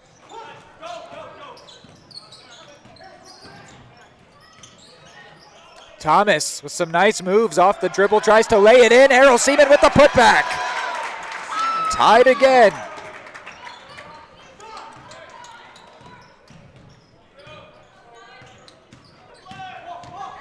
Driving is Farrell.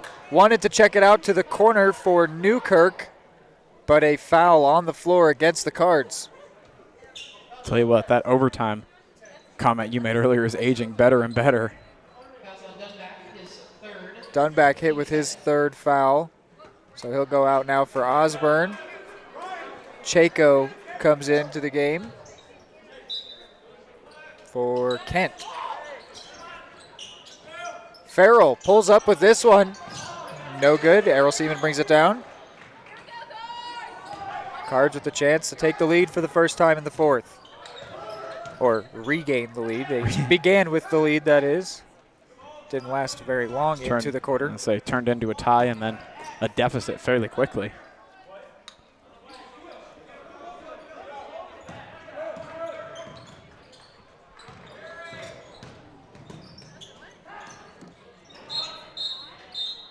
Foul will be on the floor and against the Cardinals. Coach Cleveland not a huge fan. Players weren't either. Seems they certainly thought that one could and would go the other way. Slowing things down a little bit are the Mavs. Maybe the clock not on their side, but they seem to be playing it like it is.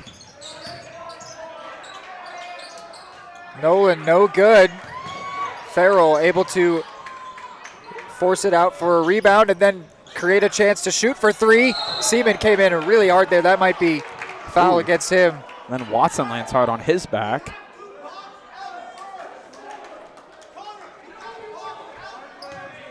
I'm not against that foul call against Farrell. He came in really hard there. Came in pretty hot. Second foul against him, third against the Cards.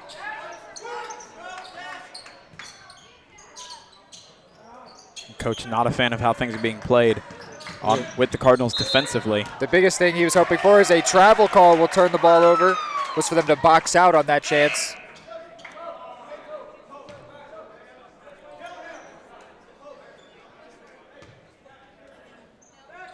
So a turnover favoring the Cards. Time now starting to become a premium, certainly. Over halfway through this fourth quarter. Cy Thomas lays it for Osborne. Connor Watson in for Seaman. Out for Thomas again. 20 on the shot clock. Clearly trusting Cy Thomas a lot. Why would you not from today? 19 points to his name. Under 10 to go in the shot clock. Now 5 seconds, has to get put up.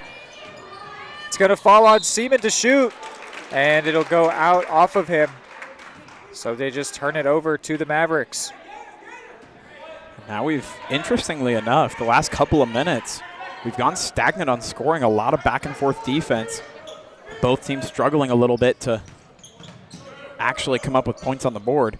Just means each one they can get the rest of the way out is going to be that much more valuable. Chaco. Now Nolan puts it up and scores. No basket. Foul against Metro Academy. Oh. Is that a charging call? It will be a charging call against Nolan. Oh my goodness. I think it was drawn by Errol Seaman. We just said points are going to be so important to have that. To have two of them taken off the board like that. That one's got to sting if you're Metro Academy. It's the fourth foul for Nolan as well. Huge credit to Errol Seaman for drawing that. Yeah. Really impressive. Are we surprised? Who else would be drawing fouls late in the fourth quarter of a crucial game? It's an impressive play nonetheless. There's now 3 fouls apiece here. And as you mentioned, Hayden, we are locked up at 50s.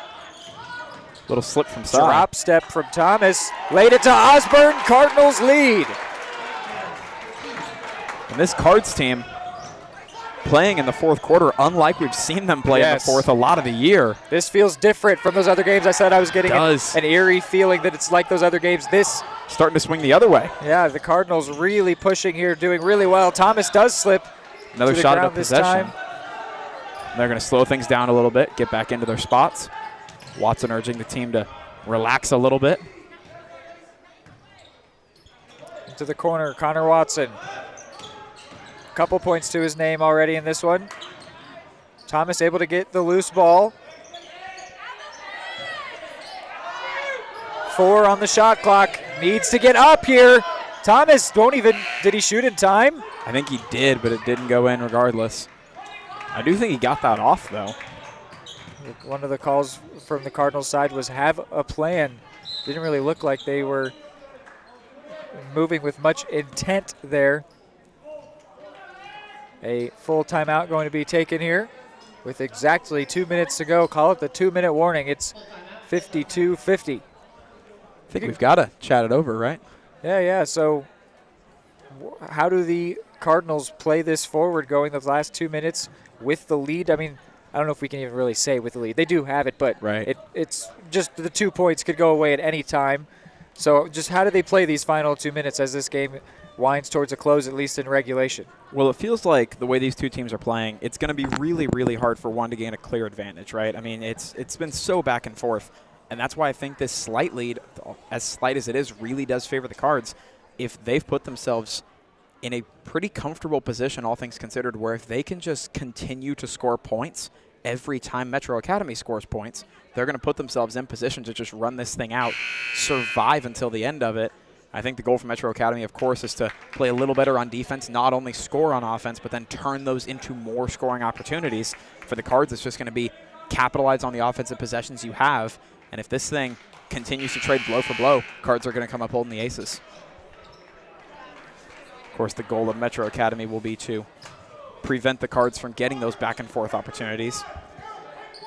I'd expect to see some really aggressive calls on defense.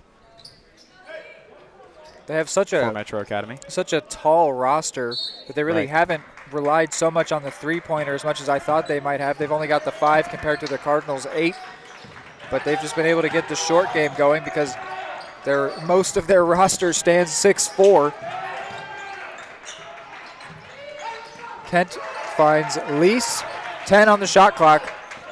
Will be a factor. Lease pulls up, comes up short. Osborne rebounds. Cardinals in no rush here. That one wasn't even all that close either. Just not enough air under it. And now the Cardinals will take a timeout as they look to try and hold the ball, hold on to this lead, and try and see themselves into the second round of the winner's bracket, or rather, the first round of the winner's bracket. Man. They've got to play fairly mistake-free the rest of the way out. You can see them communicating it. The goal, of course, going to be to try to limit as many points as they possibly can, but if Metro Academy starts scoring, they may start to resort to those threes again. I mean, Cy Thomas, in particular, along with Cash Snyder, have just been so good from those threes all day long. That could deliver the dagger today, a little bit later in if the Cards so choose. Coach Cleveland animated in his talk with the team. Most of the team standing taller than he is. The team animated as well, however. Energy clearly not something they lack at this point. You've got to think adrenaline's starting to kick in. Late in the fourth quarter, up by 2 in front of a crowd that is mostly Eudora. Certainly not a home environment, but not too far from one. Mostly red and blue in here tonight.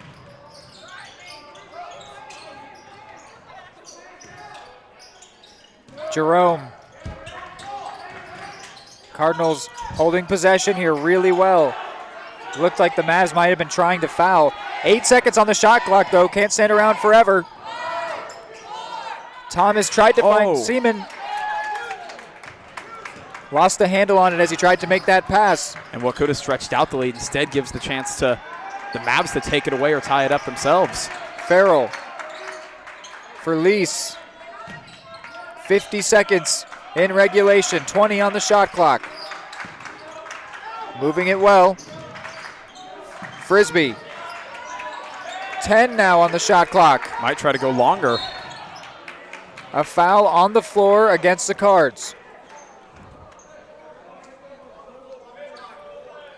Called against Ryan Osborne. It's the 4th foul against the Cardinals. Reed, I do think it's only fitting as tight as this game's been all day long. Of course, nobody can stretch out more than one possession, right? Would be. This game feels destined to be a close one. Watson goes in for Osborne. 1.7 second difference between shot and play clock as put up here quickly by Farrell. No good, but they rebound. Now the shot clock's off. Maybe a game-saving rebound. Norrie's starting to ramp up now. No real rush from Metro Academy. They know that all they need is a short basket, a foul away from the ball.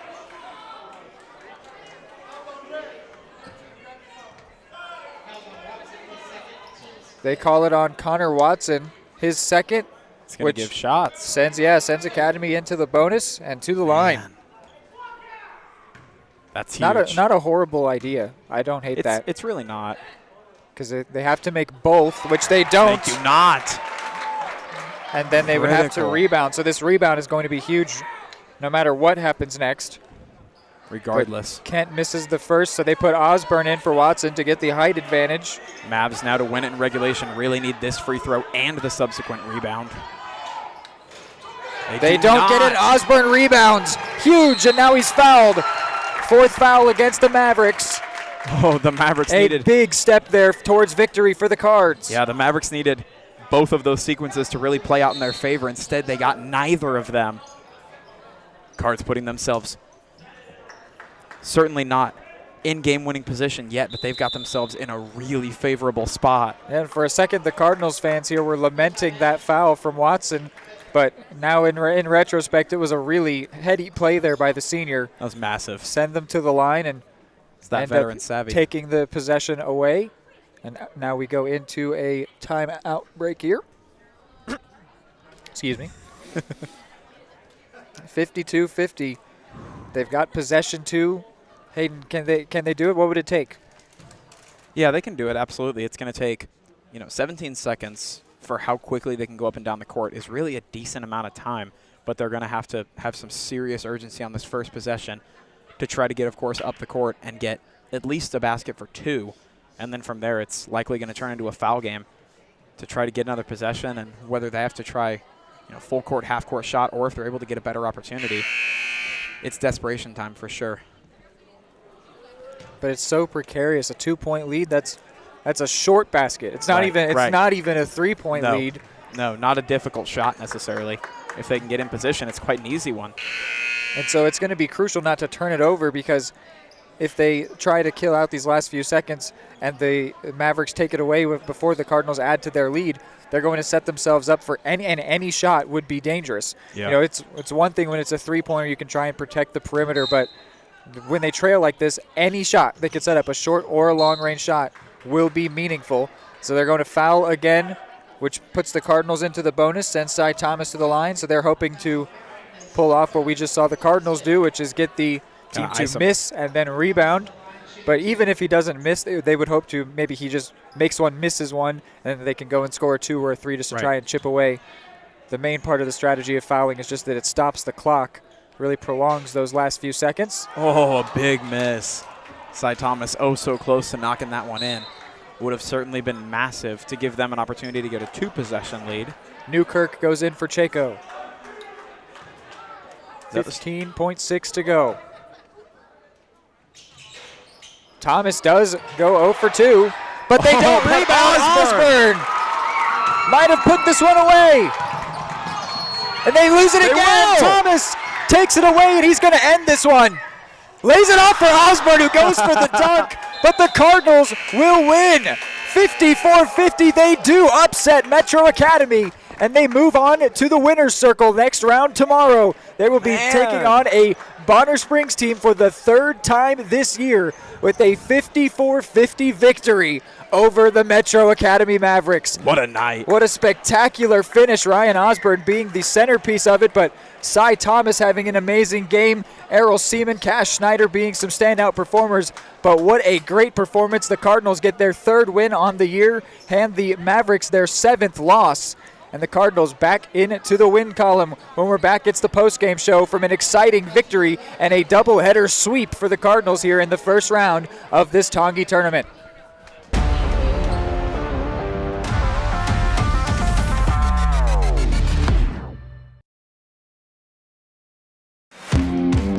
Just like the Cardinals are striving for success, Kaw Valley State Bank's mission is your success. At Kaw Valley State Bank, they provide the best, most efficient, courteous, and professional banking services possible. And at Kaw Valley, they recognize that the customer and their satisfaction is the most important ingredient to growing their community. With all the services you've come to expect from the hometown partner you deserve, Kaw Valley State Bank, online at kvsb.com, a proud supporter of Eudora Schools.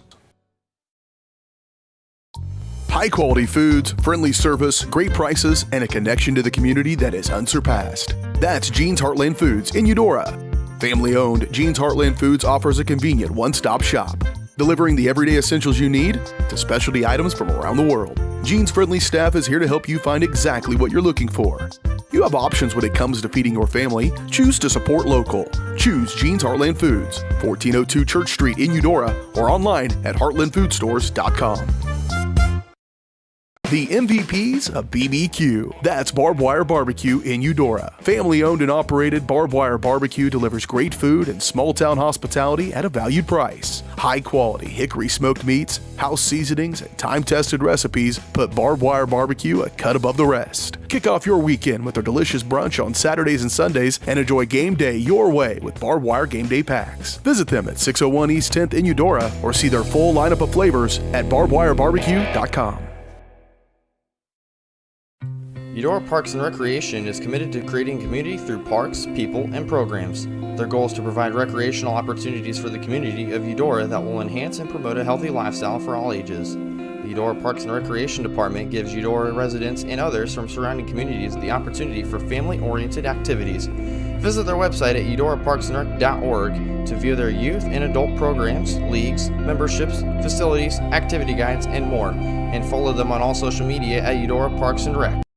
Are you looking for a trusted partner in pet care? Look no further than Eudora Animal Hospital, proudly serving Eudora and the surrounding area since 1975. Eudora Animal Hospital offers a wide range of services, including wellness exams, surgeries, routine vaccinations, and emergency care. I just want to thank everybody in the community for trusting us with the care of their animals, and go Dogs!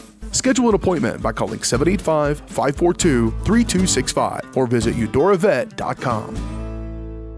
Are you looking for a trusted partner in pet care? Look the MVPs of BBQ. That's Barbed Wire Barbecue in Eudora. Family-owned and operated, Barbed Wire Barbecue delivers great food and small-town hospitality at a valued price. High-quality hickory smoked meats, house seasonings, and time-tested recipes put Barbed Wire Barbecue a cut above the rest. Kick off your weekend with their delicious brunch on Saturdays and Sundays and enjoy game day your way with Barbed Wire Game Day Packs. Visit them at 601 East 10th in Eudora or see their full lineup of flavors at barbedwirebarbecue.com. Hey, I'm Mike Rope, here today to encourage you to connect with 811 before you dig. And I'm Micro, and I'm here because I love to dig in the dirt. It's true. He's also here because he's very small and not that bright. Here, for instance, we can see Micro doing what he loves to do. And here we can see the consequences of not doing what he should have done.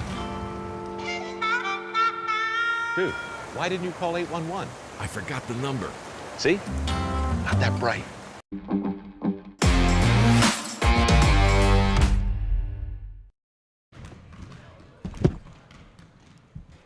So an exciting victory here for the Cardinals, 54-40. They do pull out the upset. So now we get into our post-game show presented by Eudora Animal Hospital. They've been serving pets in Eudora and the surrounding area since 1975 and are proud supporters of Eudora Cardinal Athletics. And everybody that made the trip here not too long, only about 20 minutes to Tonganoxie High School, can also be very proud. And you at home or wherever you may be watching from for a really special game for the Cardinals. Talked about that for a little bit there. It felt like a same old story to a couple games that they've lost that were really close, and they really drew you in, gave you hope that they could pull it out, and then weren't able to get it. That was not the case today. They really turned it on in the fourth quarter, even though it was a bit of a lower scoring quarter. Only the 8 points that they put up, but they really turned it on defense, and then added crucial points in that game. Only allowed 6 points the entire fourth quarter. In a game that had 10 lead changes, all changing all throughout the game. 4 in the first quarter, 3 in the second, 1 in the third, 2 in the fourth. Cardinals were able to pull it out. And I mentioned that I thought the three-pointer was going to be a big part of it. The Cardinals led in the three-point part. I really would not have expected that. They finished the game with 8 3-pointers compared to the Mavericks 5, and that really is a huge difference maker in the game. And you want to talk about difference maker, you cannot not fail to mention Cy Thomas with his 19 points in that one. But Ryan Osborne, not to be forgotten, with 14 by himself as well. Cash Schneider putting up 10. The finisher for Ryan Osborne, really. Yeah, and just a really special day for the Cardinals. You want to try and sum it up here, Hayden? Well, I think it seemed to break some trends. I mean, we saw, I made a comment about halfway through the fourth quarter that this felt like a fourth quarter version of the Cardinals that we had not seen yet this season, and you kind of emphatically agreed with me. This was different. I mean, this was not a switch that we've seen the Cardinals have to flip late in the fourth quarter, where the game is close all the way through, it's competitive, it's tight. Usually they are the team that falters or makes those kind of critical errors late. Today they hung with them for an entire 3.5 quarters, and then right at the end when you kind of hit that gotta have it territory, right, somebody has to make a play, they all made plays. I mean, everything just started working, and of course that could be just the way things happen to fall today, but I really think that speaks to the culture being built here in this Coach Cleveland regime, how resilient this team is. This was a dogfight, truly, especially in that fourth quarter. Almost no point, only 14 total points were scored in that fourth quarter after an electric 3 prior. I think this was a phenomenal building block of a game for the Eudora Cardinals, and of course a game that they get to build on to try to go get some revenge against Bonner tomorrow. Just a phenomenal game. I mean, Metro Academy came to play. They were scoring at will all night, playing really good defense, moving the ball really, really well. But the Cards just matched everything they did, and then right when it mattered at the end, they kind of found that NOS bottle under the passenger seat and ran away with this thing. Really impressive night for me. They also made our life nice and easy because both of their games will be played in the opposite gym, the Chieftain Arena. So that'll be nice. We'll get to set up in the bigger gym tomorrow. The first tip-off for the girls is at 3, and then the boys' tip-off is at 6. But yeah, let's get some point totals here before we try and pick a player of the game from Barbed Wire Barbecue. So first for the Mavericks, Japheth Nolan led the scoring for them with 14 points. Caleb Chaco put up 5. Nathaniel Farrell had 9. Zach Newkirk put up 3. Peter Frisbee with 2. Adam Lease with 9. And Aiden Kent with 8. For the Cardinals, Micaiah Jerome put up 3 points. Cy Thomas with the game-leading 19. Ryan Osborne with 14. Errol Seaman with 6. Connor Watson with 2. Jackson Smith with 2. And Cash Schneider with 10. It's interesting just reading that back. Cash Schneider's influence on the game really sort of dissipated as time went on, which I would not have expected because he was on it. He was hitting those threes. Yeah. But he also had 4 free throws that he made, so he had 2 threes and then was perfect from the free throw line. He had a really good game, but they didn't end up leaning on him as much. I did mention that even when he was going, that sometimes the Cardinals lean on him, sometimes they don't. But no matter what, the Cardinals' identity here so far under Coach Cleveland has been relying on individuals, relying on some individual excellence. There is a whole ton of team play going on. That's not just to say that they just give it to one person and funnel it to them. But there's some conveniently timed excellence at the end of the game, certainly. But they let specifically Cy Thomas, Ryan Osborne, Errol Seaman, Cash Schneider, they let them do the things that they do best and just sort of put it all together as a team. And it worked here tonight. They are approaching trying to get back to 500. They'll have a really tough task tomorrow against the 1 seed, but they find themselves 3-4, and no matter what, they can be very proud of how they've done in this tournament. At worst, they will now finish 4th, so they have already topped their performance last year at this tournament where they were upset in the first round. They are now the one doing the upsetting to the very same opponent, the Metro Academy Mavericks. A really great win, and so now we do have to pick that Barbed Wire Barbecue who's smoking player of the game. Some 2 obvious candidates are the high scorers. Cy Thomas is 19, Ryan Osborne's 14. Errol Seaman, I would say, has to get in there with his 6 points, but he was more of a presence in drawing fouls, creating shooting opportunities, making free throws. Playing defense. I would have loved to give it to Cash Schneider, but I think just the way that his role sort of went down, or maybe his scoring role, he was still highly involved. Absolutely. We'll look past him tonight, but he's had some before, and he's got 3 years left with Eudora. He's got more in where him. he'll keep racking up the 3-pointers, so I don't think he'll be too worried about that. So I'll give you Cy Thomas, Ryan Osborne, and Errol Seaman to choose from tonight, Hayden. Man, I don't think there's a wrong answer, first of all. Everybody played such a part. And like you said, with Errol, you can look at the points, but typically he's not the highest scorer. He may be up there, but he's almost never the highest scorer. But it's because the role he plays stretches so far beyond just scoring points. I mean, he is everywhere for this team in every single game they play.